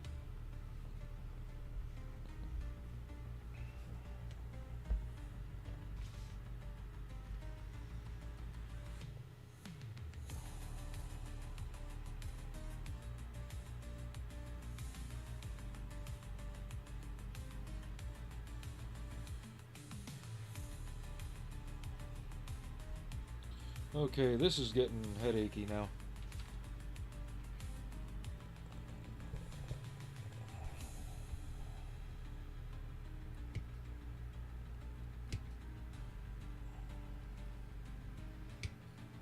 At least you don't bite me if I don't give you attention like Allie. Hey, Wise Carrot, how you doing? Long time no see.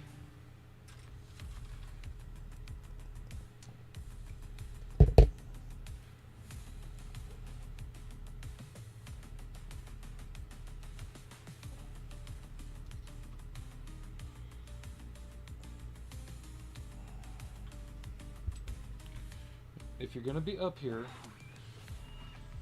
you can't be doing what you're doing right now, because I need the parts you're laying on.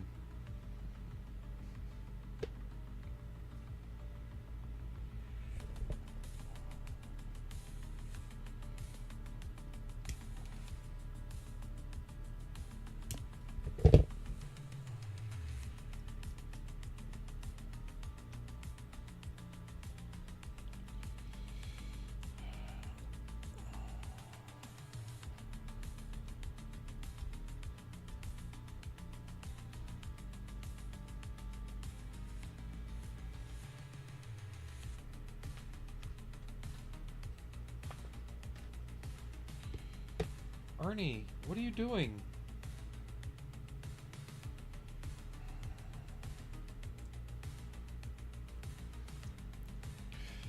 Well, you can catch me on YouTube if you're on there more often. I stream there too.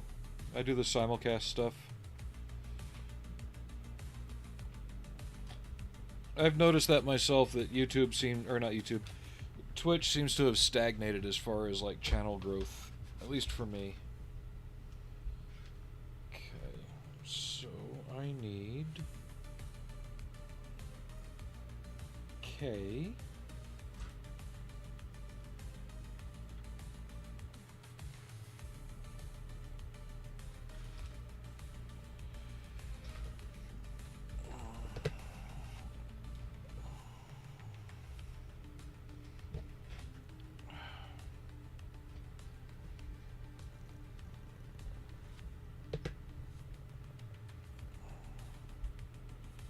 So where the heck is this going?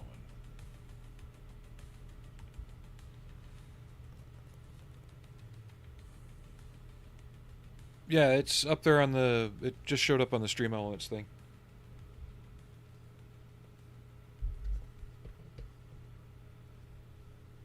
Okay.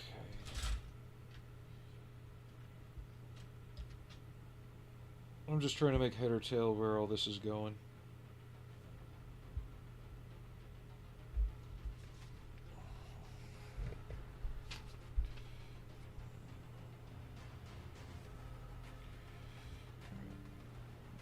And thank you for the sub on YouTube.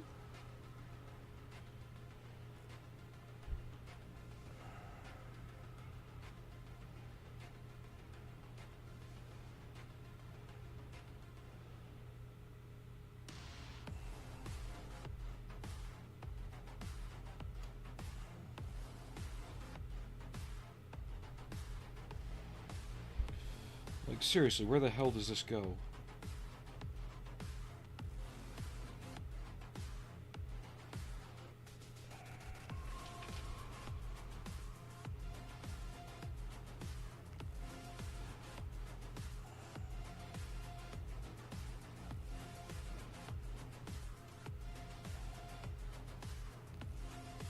It looks like it plugs in down here. And then it goes up to here somewhere?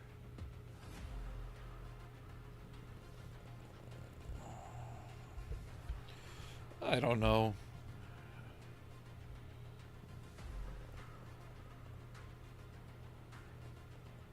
I mean, it's machining Krieger, there's no right or wrong. But I'd like to at least build it mostly correct for anybody watching.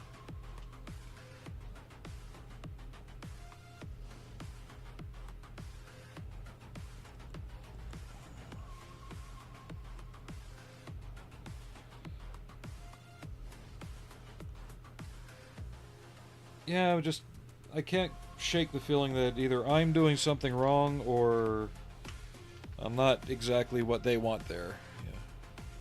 That's good. Yeah, I've noticed that your prototype Sam's been getting a lot of noticed lately, so congrats on that.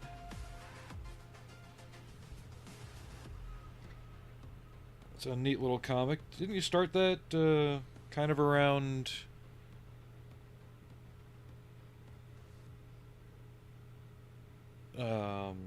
yeah, didn't you start that right around COVID time? I thought. Maybe a little before that?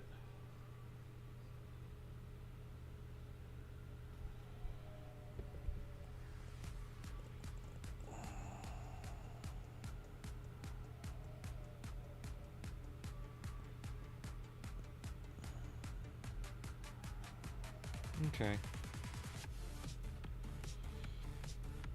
So in other words, if I want to get on with my idea, I better stop dragging ass. Okay,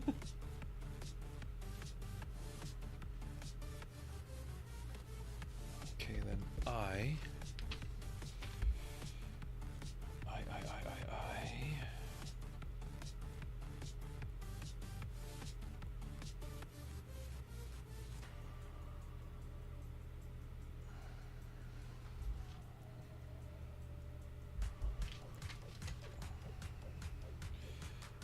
But at least you stuck through with it, and you're still doing it, so...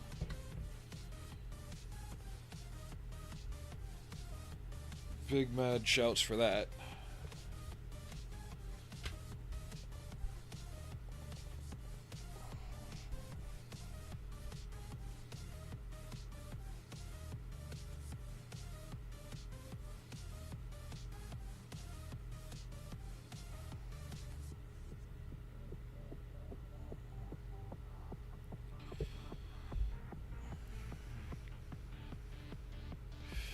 No, this is a cockpit. And it goes on this thing.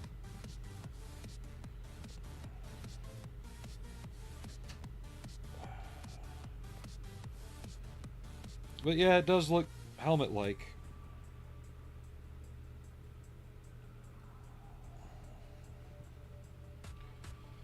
But yeah, here's the pilot. I haven't put his seat together, but it's gonna go kind of in here like this.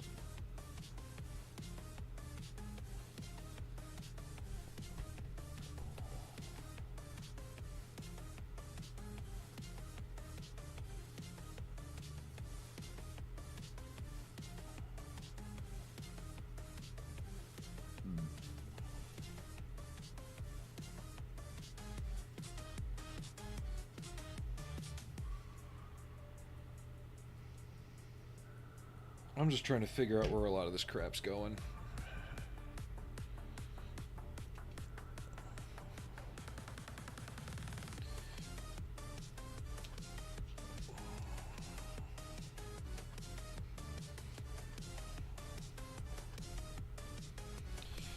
Yeah, we've been doing models from this series for a few months now.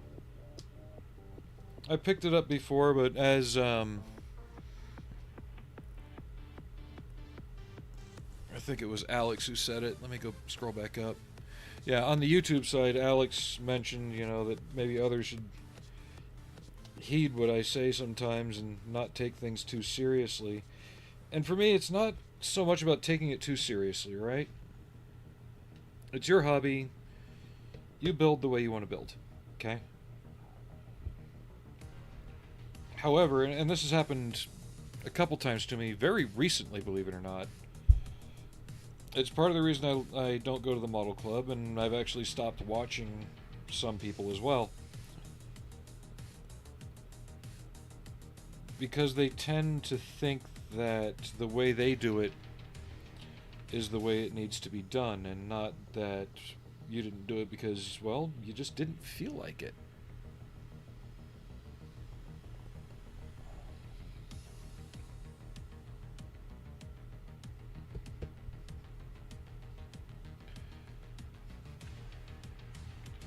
I mean, you know that clip of Christopher Walken when the guy's like, put your hands up? He's like, no, but I've got a gun. And,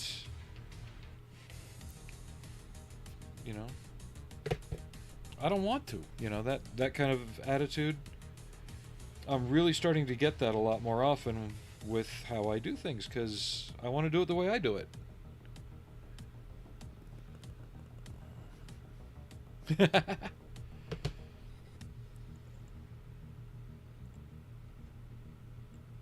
Yeah, I've got Ed 209 upstairs right now. He's a pretty decent sized model. It's actually equal in size to this. So if you can get that model cheap, it's all snapped together.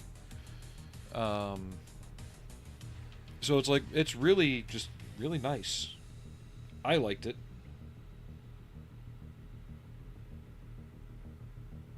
Yeah, this is supposed to be some kind of targeting computer, I think.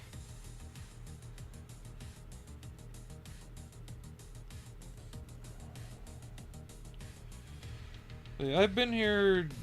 I've been doing streams on here at least twice a week for the past few months. I changed jobs, and we were talking about that earlier in the stream too. Okay, I need to see how this is going to go in there.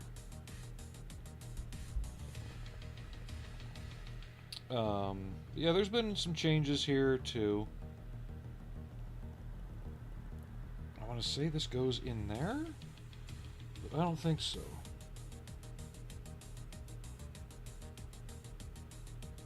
There's a hole. Aha! Found it. Like that. Okay. I get you, ants.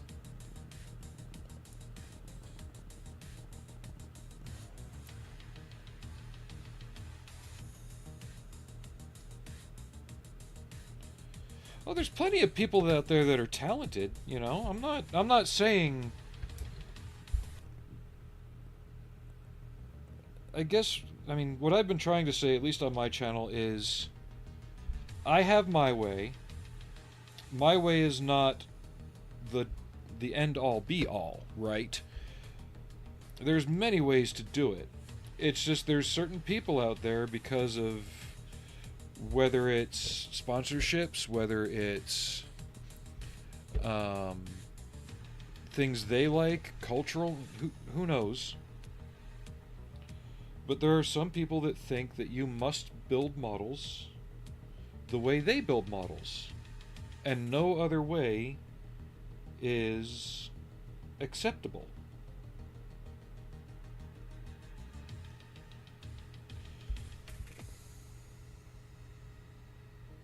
And that's just not right. That's not,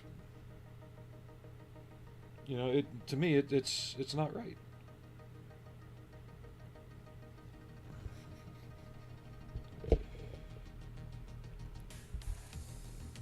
But because you're not using their methods and their, how in the hell? This just says to B3, but this is also going to B3. I can see where this one goes. So I'm going to glue that real quick, but I need to research where this one goes. I'm about to quote my English friends. This cockpit's doing me head in. And the cat is on the parts.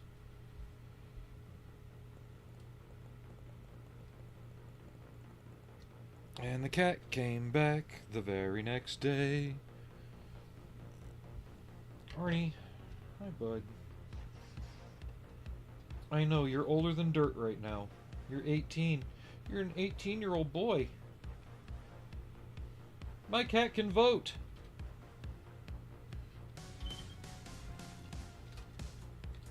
I need you to not lay on my parts though, bud.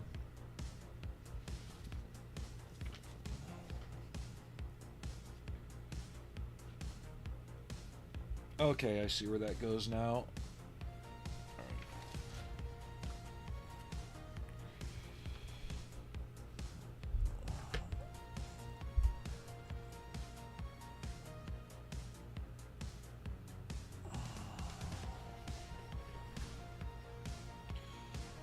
But I'm just getting very tired of people showcasing the hobby in a way that it makes it seem like that their way is the only way, when it's not. And I'm not saying my way is, but it's not healthy to the growth of it either. How many times I hear people say, hold on, where's L?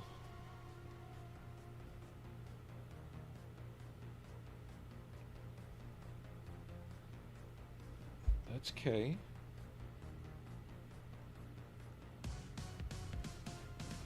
Did I do one I didn't need to do with a length I didn't need to do it with? I think so. Oh well. I'm just gonna make it work somehow. Yeah, like that.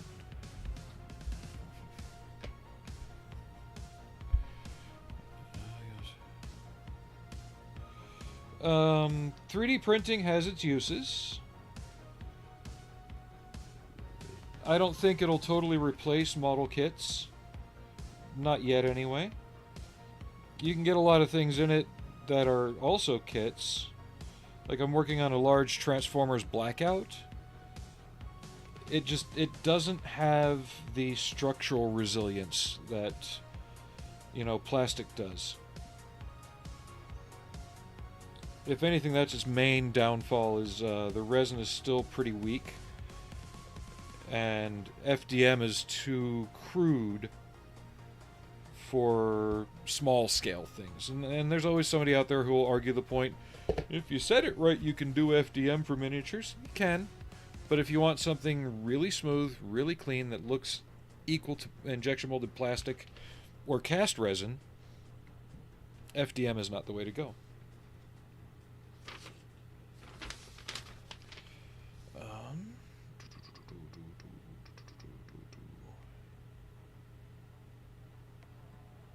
Okay. Ah, son of a bitch. Didn't want that to break. But it did. We can fix it, though.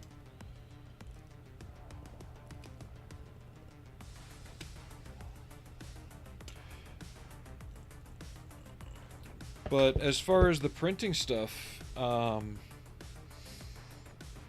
there is a much wider and easier available variety of figures. Especially if you're into, like, anime or comics.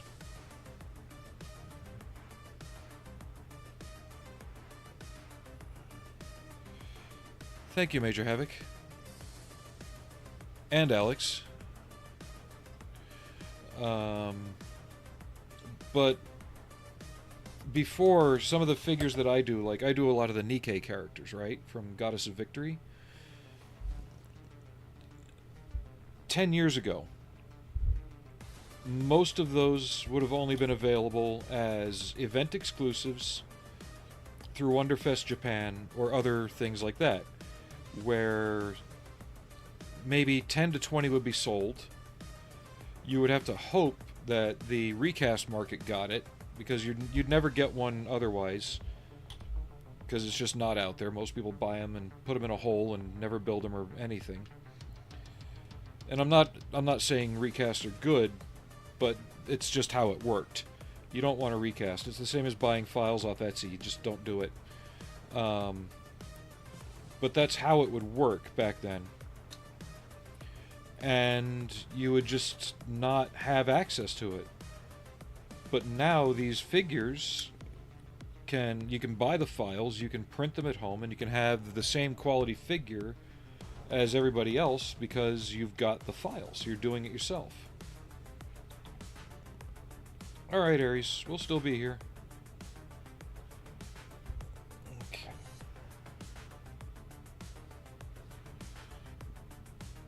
So this one goes up in here somewhere.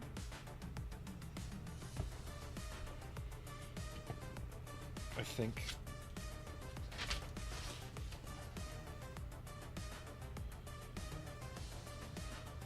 It allows certain parts of the hobby to be more accessible than they ever had been before by more people.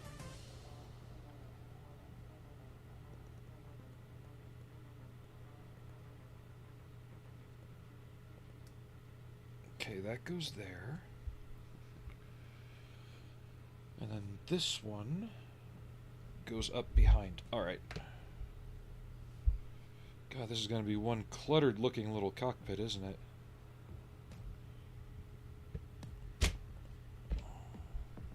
Now the seat plugs into two notches back here, so that's good. It means I'll be able to leave it and the pilot separate and install them after I paint.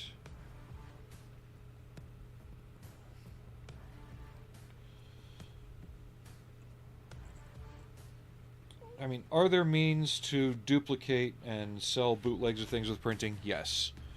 But most of the time, at least for our aspect of the hobby, not so much.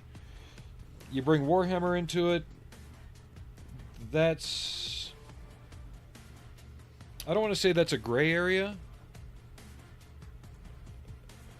but at the same time, if Games Workshop can't compete, they've only got themselves to blame.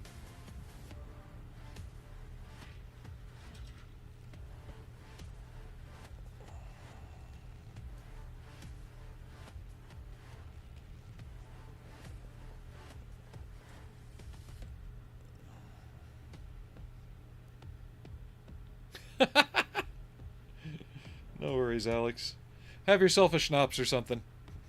If I still drank, I'd probably have a butterscotch one right now. Or a rum and coke. Exactly, Ants. Like, I've got a 1/3 scale figure of the Baroness, right, from G.I. Joe. Thing's damn near 2 feet tall. I printed it out for about $40 worth of resin, and I think $15 for the files, right? A resin kit of that character, even back in 2005, right, before 3D printing at home took off really big. Say that was a Wonderfest exclusive figure. You're looking at $400 to $500 for the unpainted resin kit for that figure alone in that size.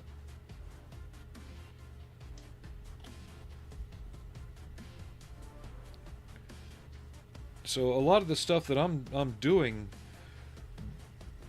I've still spent thousands. I try not to think about that, but at the same time, it's been spread out further. Instead of being cooped up into 1 or 2 models, it's spread out over 10 or 15, right? So in some regards, it makes the hobby more affordable across the board for more people. Okay, C7. That's D. Do I need any D parts right now? I do not. So I'm going to get you off of here.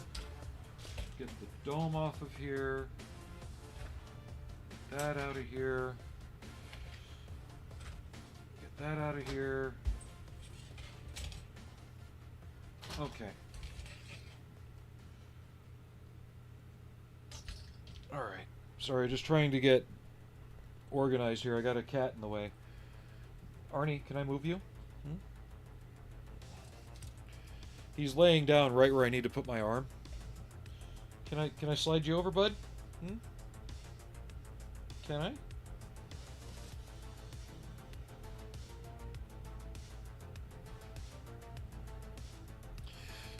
I don't know what I'm going to do the day he goes, but there's going to be a time where you guys don't see him in the stream anymore. That's pretty near. Yeah, I know, bud.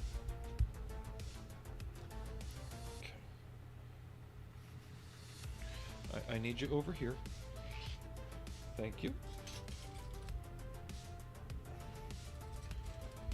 I know, buddy. I need you over here, buddy.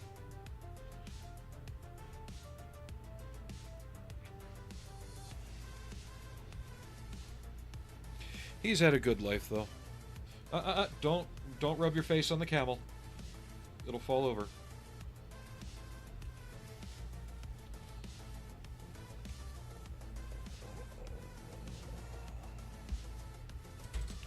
Okay,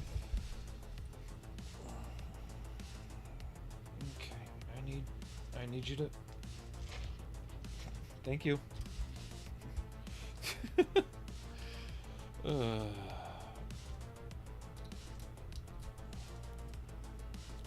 I think Allie and Frankie are on their way to take his place, at least.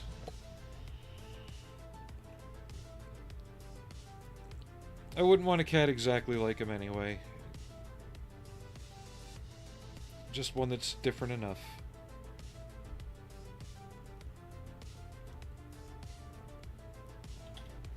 Frankie knows how to do the chair cat really well. He loves getting up on the back of it and laying down.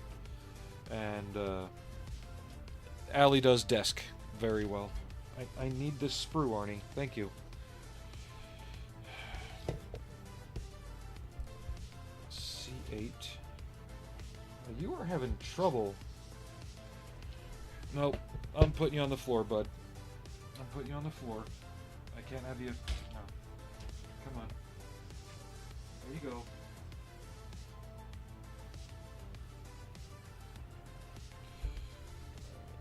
Alright.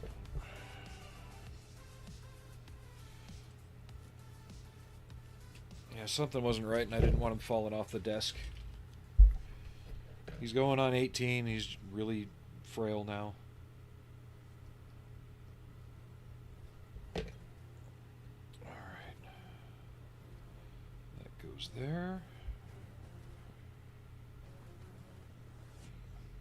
So that's kind of neat. Normally this kind of piece is reserved as an exhaust piece on the other Machine & Krieger kits. And they've made it part of the lower area. That looks really cool in there.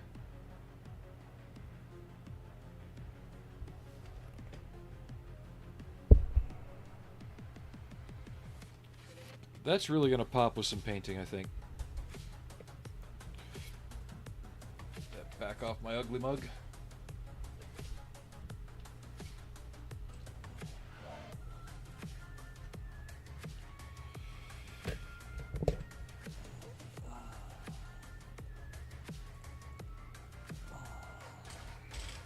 I'm just grateful for everybody who's hung out for the past few years, because I know I've gone through a lot, and a lot of ups and downs since COVID. Not for the same reasons others have, you know? And that's not to downplay the troubles that other people have had. We all have our own experiences. But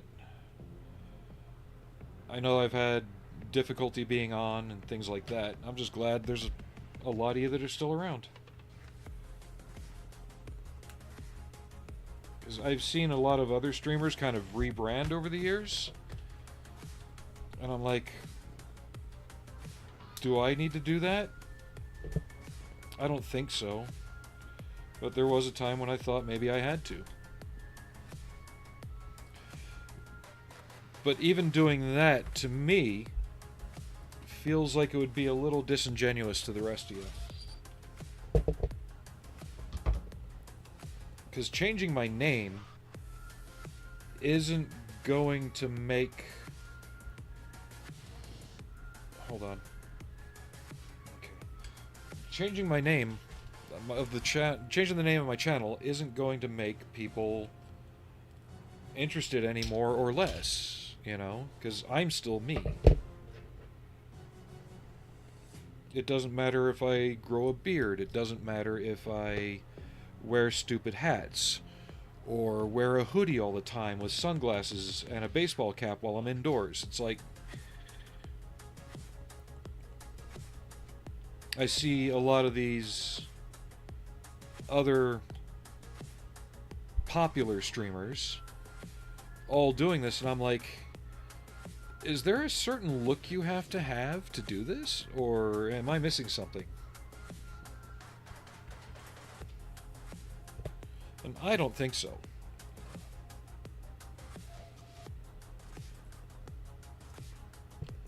That, and honestly, if I wore a hoodie and a baseball hat indoors all the time, I'd be miserable. I'd be roasting.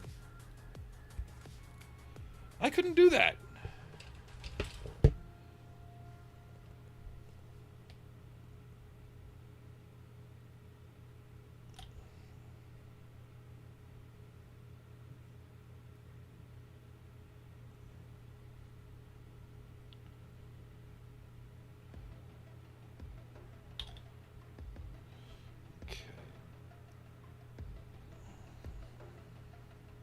And if you guys want, I can do that. If you think that would make things more enjoyable, if you want to see me suffer, I can wear a hoodie all the time.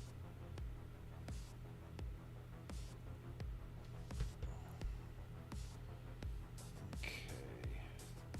C8.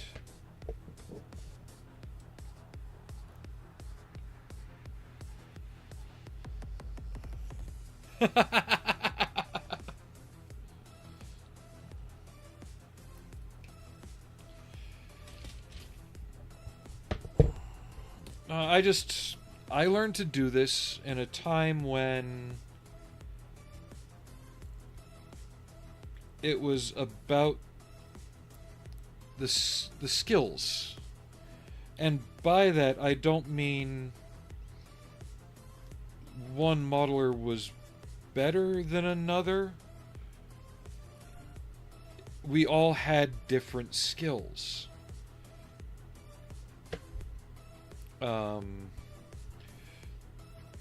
Like, you could look at a model on a table and you could go, this person was inspired by Shep Payne. This person was inspired by Francois Verlinden.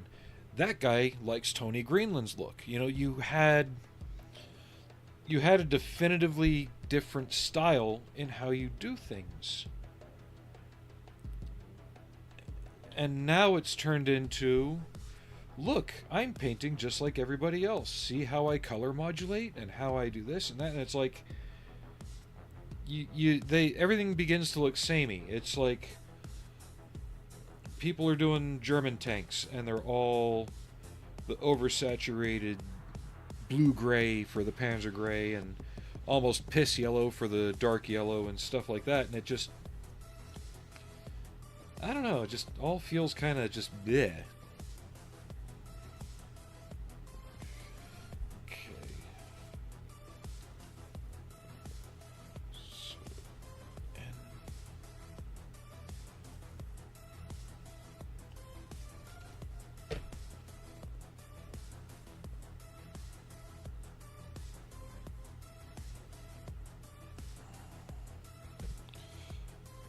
It feels like everybody's trying to copy a singular same style. Even in some mini painting. And there isn't any kind of push for anyone to have a bit of uniqueness about them.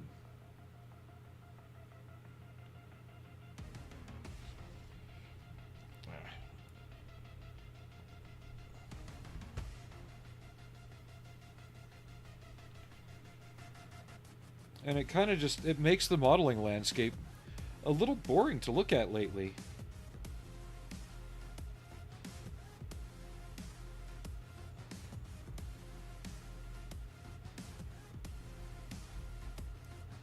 Okay. O, P.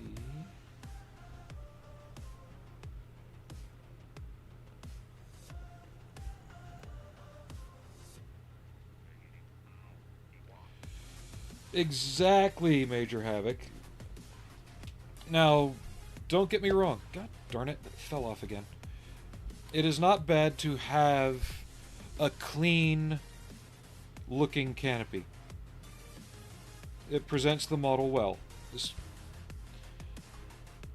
At the same time, if you've ever really been on a flight line and looked around, they're not clean. You get the sun shining through that canopy, you're going to see swirl marks back to front all over the place. No matter how good the crew chief polishes or cleans that canopy, it's getting the swirlies. Look at it after a pilot returns from a flight. There's helmet dings all over the inside of that thing. The crew chief, if that plane landed code 3, he's finishing his shift by polishing the canopy clear again. But no, you're absolutely right. This obsession with these optically clear, perfectly shiny canopies is just so wrong.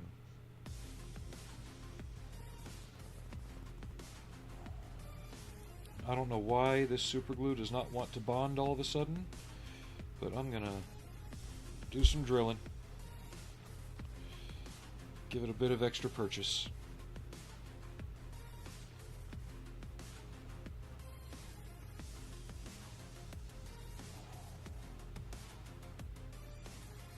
I could almost not do all this because it's going to be hidden anyway. Yeah, with the collar on, you're not going to see it. I don't know, what do you guys think? Keep going with all this hoses and crap that's going to be hidden? Or not worry about it since it's going to be behind the collar?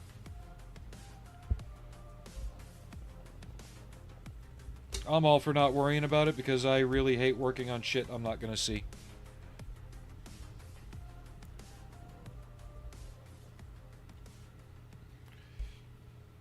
I wish they would tell you the collar option before you get to these steps, so that way you don't waste your time if you're building it.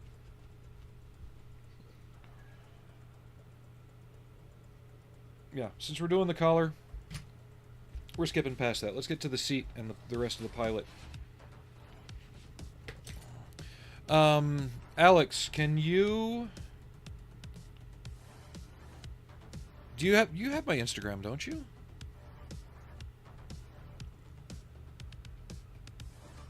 I may have seen that guy's channel, too. Yeah, send me a link to his channel somehow, please. I'd like to check it out.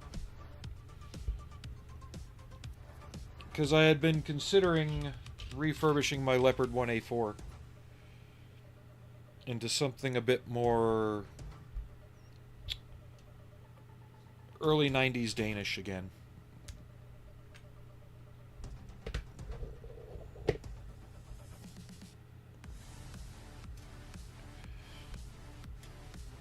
That's what I'm thinking, Swagman.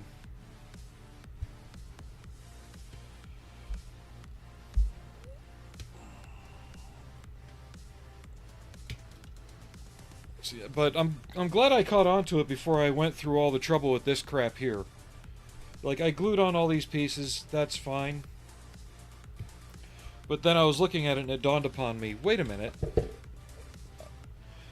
I'm building the frame inside the tail of the aircraft when you can't even see it through the small hole that the tail wheel comes out of, so why am I bothering it?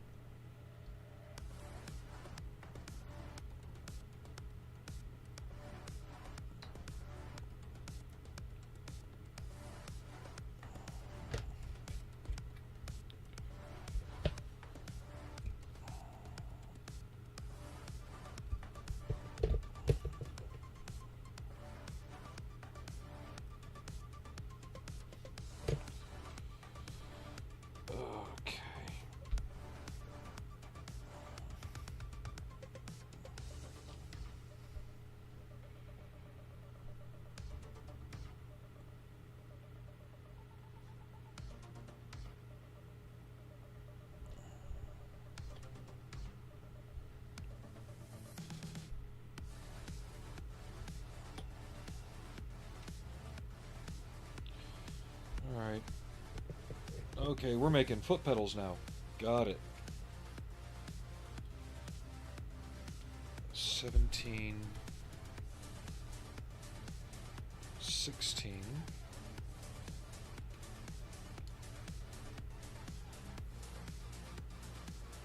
22...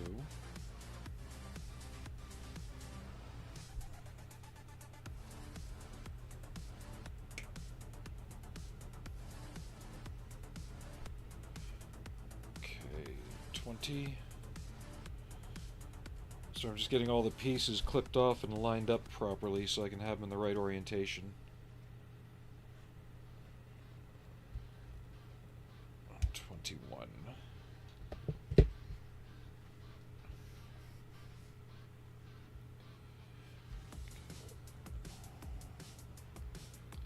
This has been a fun build though. I'm glad I pushed through any weariness that I had today and did a stream.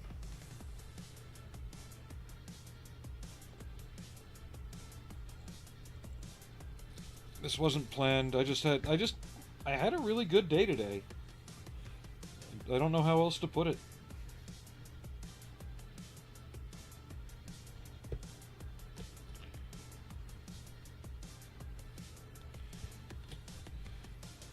Even my car was just running on all 8 today and just ran well on the drive home. Had a smile on my face, nice and warm, both windows down.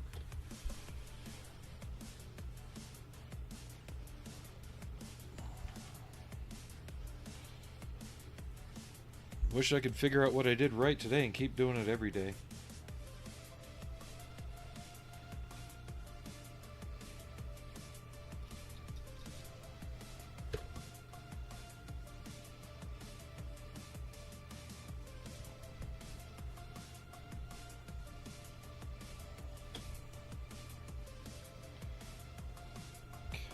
Goes there. I need to get the seat on so I can put the pilot in it and make sure I've got his butt and his legs lined up properly. So I can put the pedals on and make sure they work properly and fit his feet. Because I don't know the angles and the dangles.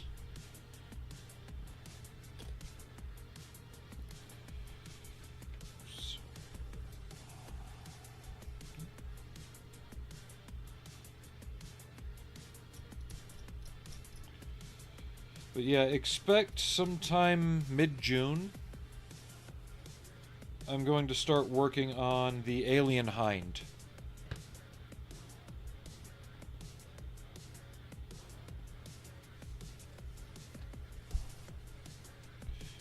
And for those who don't know what that is, just Google Czech Air Force, like Czechoslovakian Air Force, alien hind. I've seen it done once in 35th scale. I want to see if I can do it better.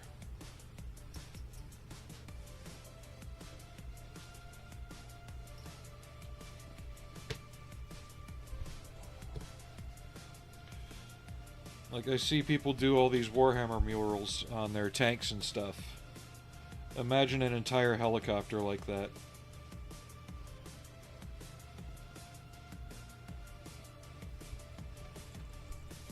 Okay, so seat and feet.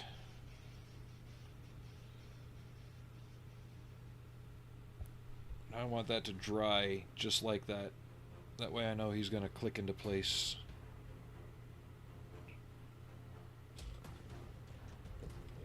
Meanwhile, I can get the backing and the hand controls assembled and get them aligned.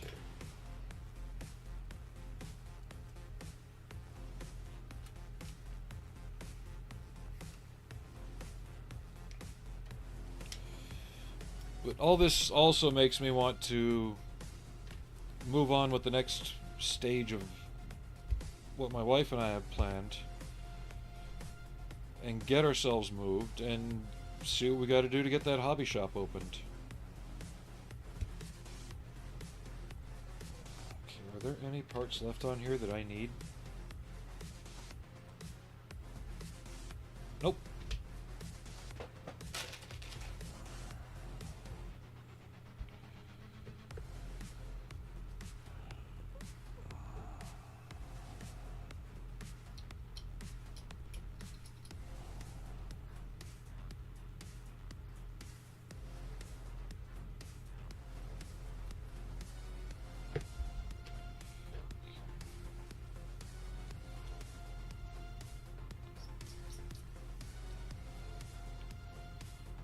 This music's just hitting right today, isn't it?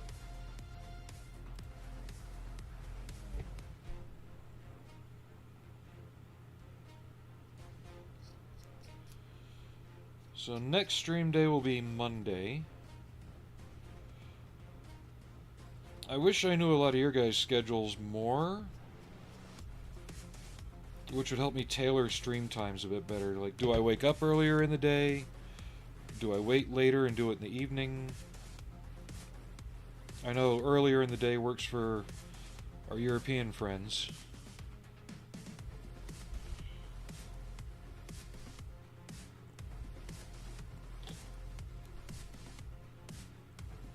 Do I really push myself again and try doing 2 a day? That was interesting when I did that for a little while.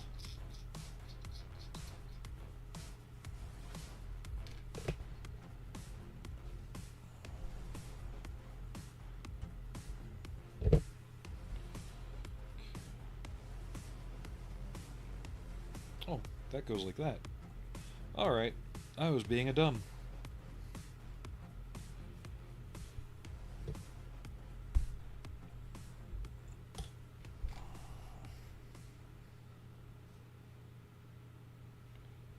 Okay, I assumed how parts went together, and they don't.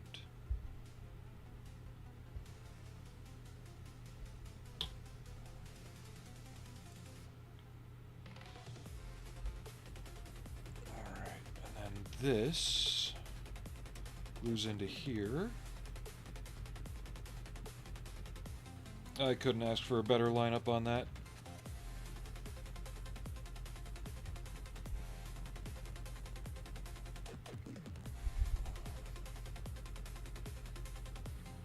See, I think a sky interior, so a sky gray-green interior,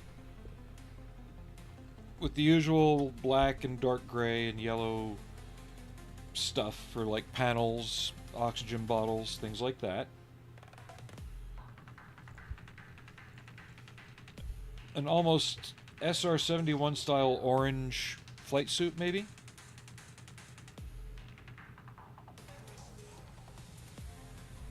Right? And then on top of that, okay, still got to build his laser weapon, so we're still doing that. And on top of that, we're doing a scheme like this one. So it'll have the blue with the two-tone gray modeled.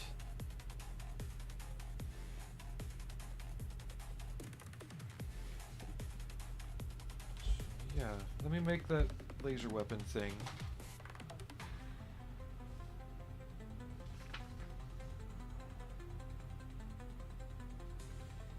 Oh, there's a piece of tubing I need to put on this. Alright. So I'm satisfied with the pilot fit. I can fine-tune it a little bit later. But as long as everything lines up for the most part, it'll go when I glue it. Okay.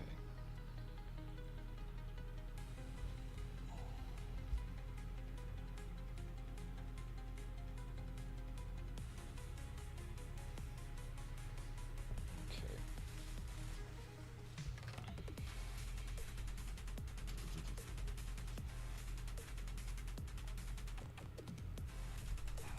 Cut that off there. Looks like it says just to glue it right here. Or, up here. Okay. And then the other piece just tucks under the chair.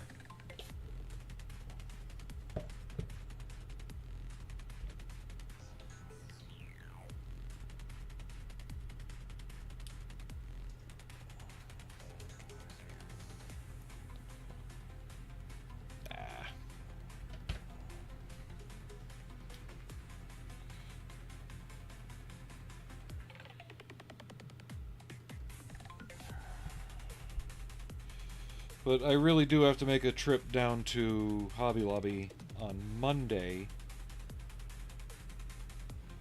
and stock up on Accelerator, because that I'm just having a big trouble just getting anything to work with super glue lately. Don't need that. While that's setting for a second. And he's got a helmet, but honestly, I'm going to leave it off. Or I'll put it on the inside somewhere, like next to the seat or something.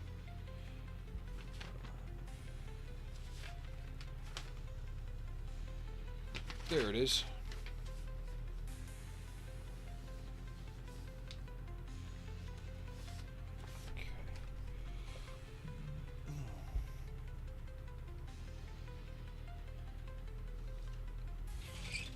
So polycap M and E.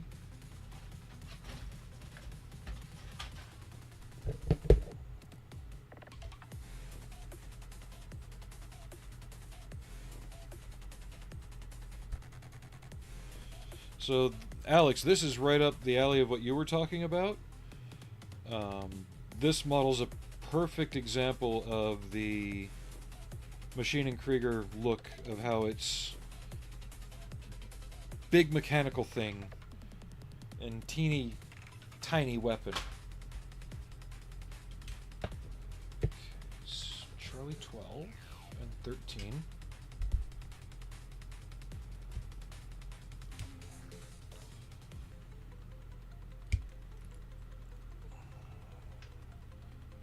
But Monday looks like it's gearing up to be a fun stream day with painting on this.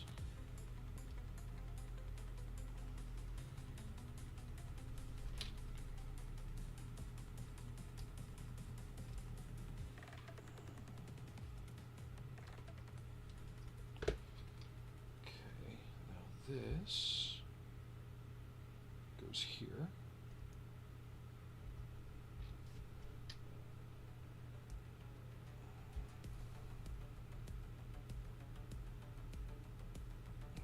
That.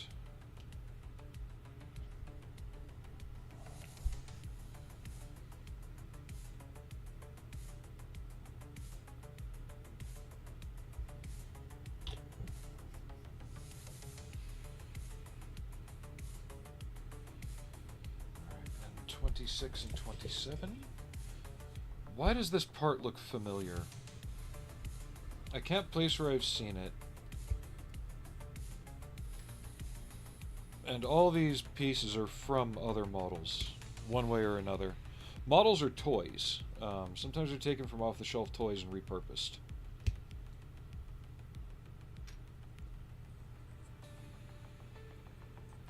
Okay, then I'll need these.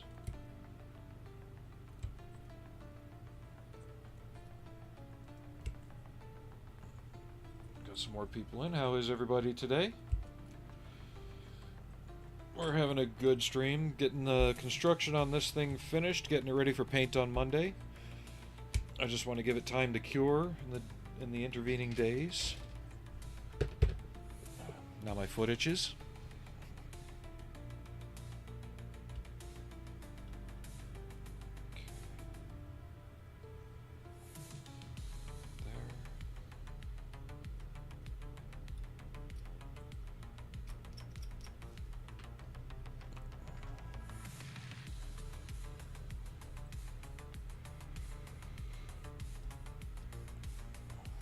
Yeah, I'm going to do some research on some World War II Spitfire cockpits, just for an idea of all the colors in there. I know the main color was that green. Panels are black, but I know there's some other different colors in there as well, just so I can kind of evoke that feeling in this.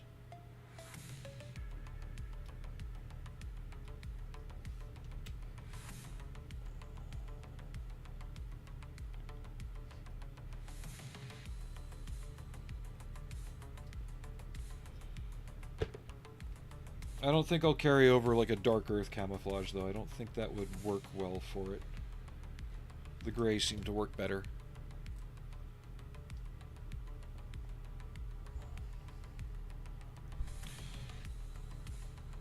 Although, I do have a lot of grays on the other crap, don't I?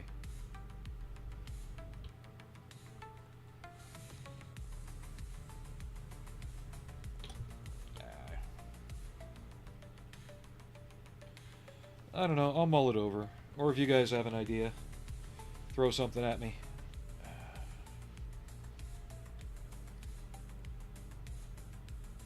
Ooh. How about the contour scheme? I think that's how you pronounce it. The old British North Africa,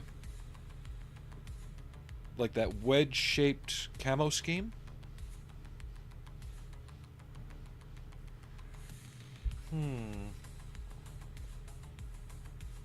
I don't know, I'm thinking now.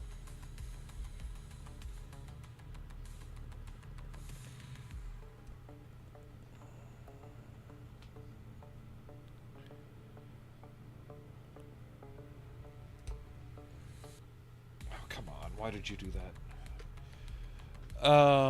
Actually, Alex, there is a second variation of the Falk that came out that has a beam weapon. And that just fucked that up, didn't it?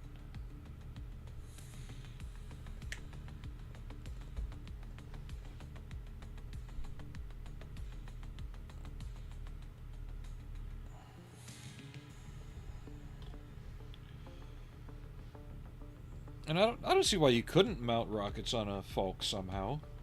It's just an anti-gravity vehicle. Hey Ares, welcome back.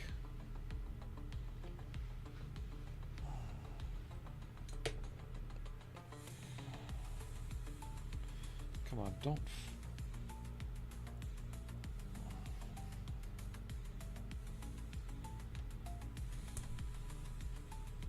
Okay, there we go. Got it to work that time.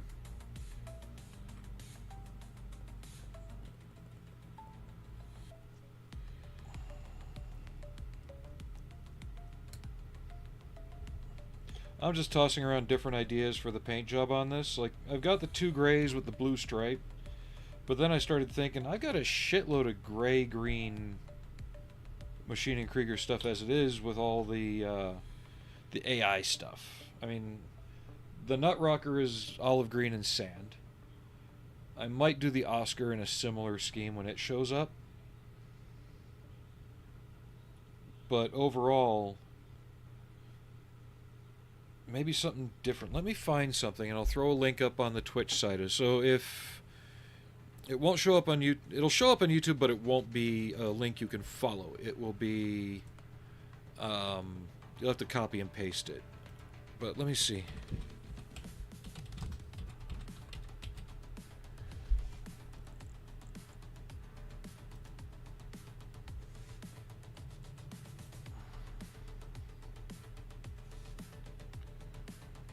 Maybe not with so much blue like the one in Bovington.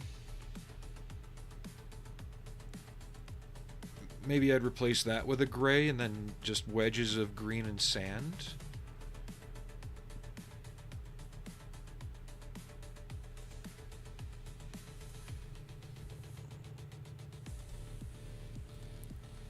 What do you guys think of this scheme on the Camel?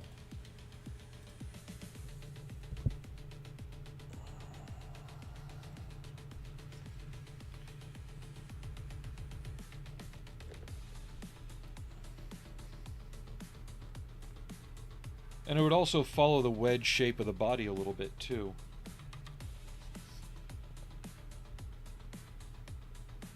I mean, does it really have to be a space vehicle? Could it be a ground vehicle on Earth?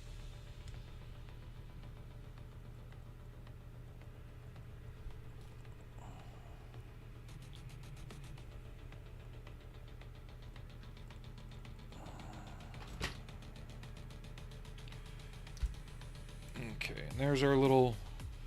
There's the little pew-pew. Pew-pew.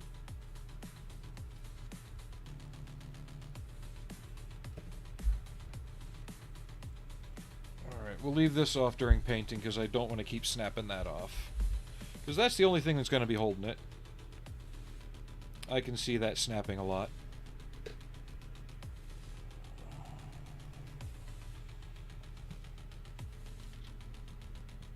Wrong glue.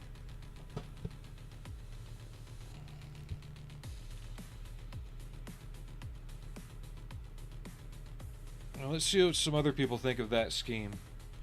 I know they're gonna say, "Oh, it's your model painted." However, I want you guys to give your advice or ideas or thoughts. You know.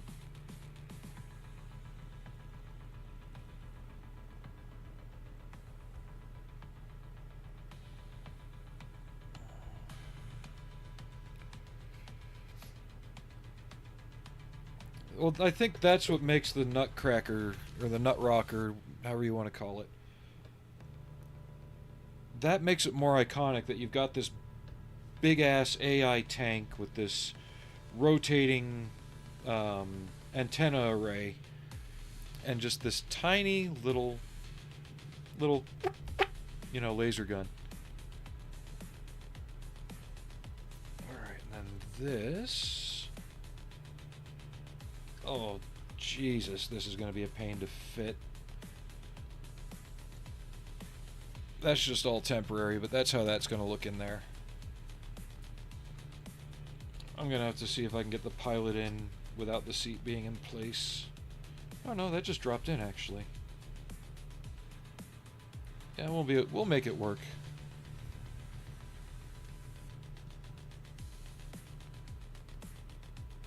Yeah, I think a bright orange flight suit with a light green interior, a lot of black panels and dark gray details, yellow oxygen bottles. Yeah, that'll pop nicely, I think. Okay, one more bit to glue on the outside.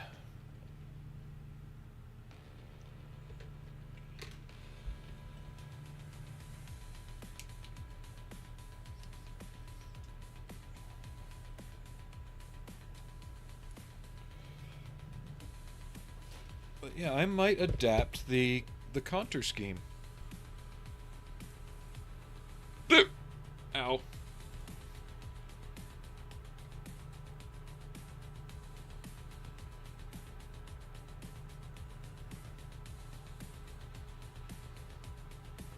I've got all those colors.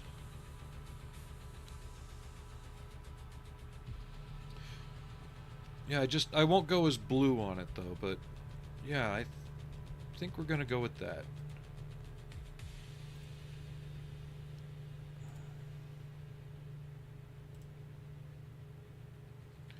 And then that way I can still do the blue on it as the collar, right? I can do like blue like this as the collar marking.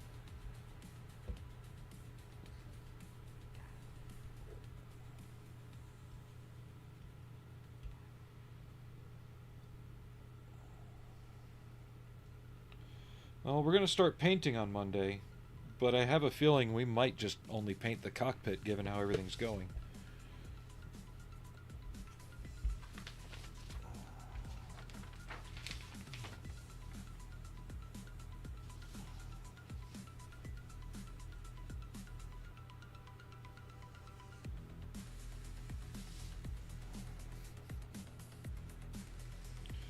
But this is a really substantial model.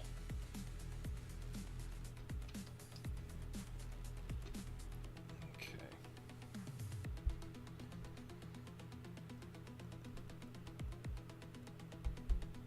There.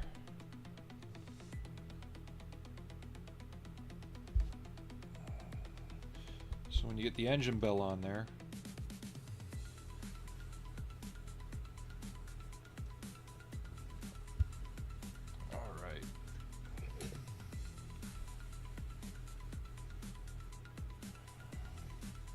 so I think that's it for today.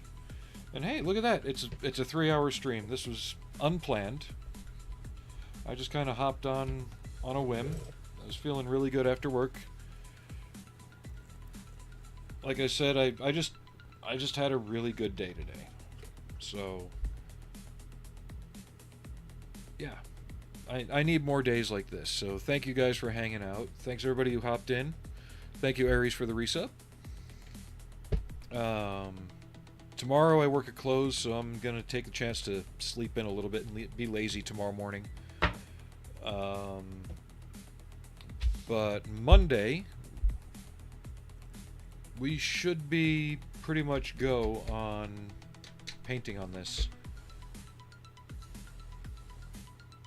And to make it go quicker... I don't want to pre-paint the cockpit without you guys watching. I don't know. I'll have to figure out something else to do to keep busy for a little bit so I don't get too far ahead on this. But yeah, this has actually been a surprisingly fun build. When I first saw this model years ago, I'm like, that is ungainly and weird looking.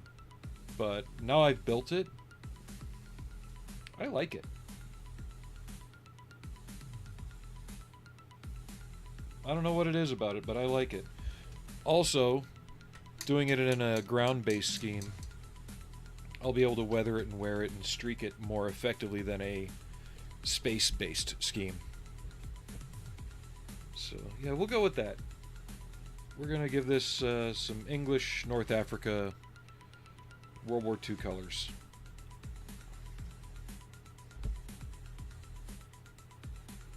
For now, anyway. I might change my mind for something else. But yeah. Thanks again, everybody, for watching. Hope to see you Monday if you're able to stop in. Going to try and be on about 12, if not earlier, my time. For those who want to figure that out, it's 5:31 p.m. here right now, so figure out the time difference. But I think I'm going to try harder at making Saturday afternoon, Saturday evening a part of the routine, whether I'm working or not. Today was really good. So thank you, everybody, for coming out, listening to me badger on about things.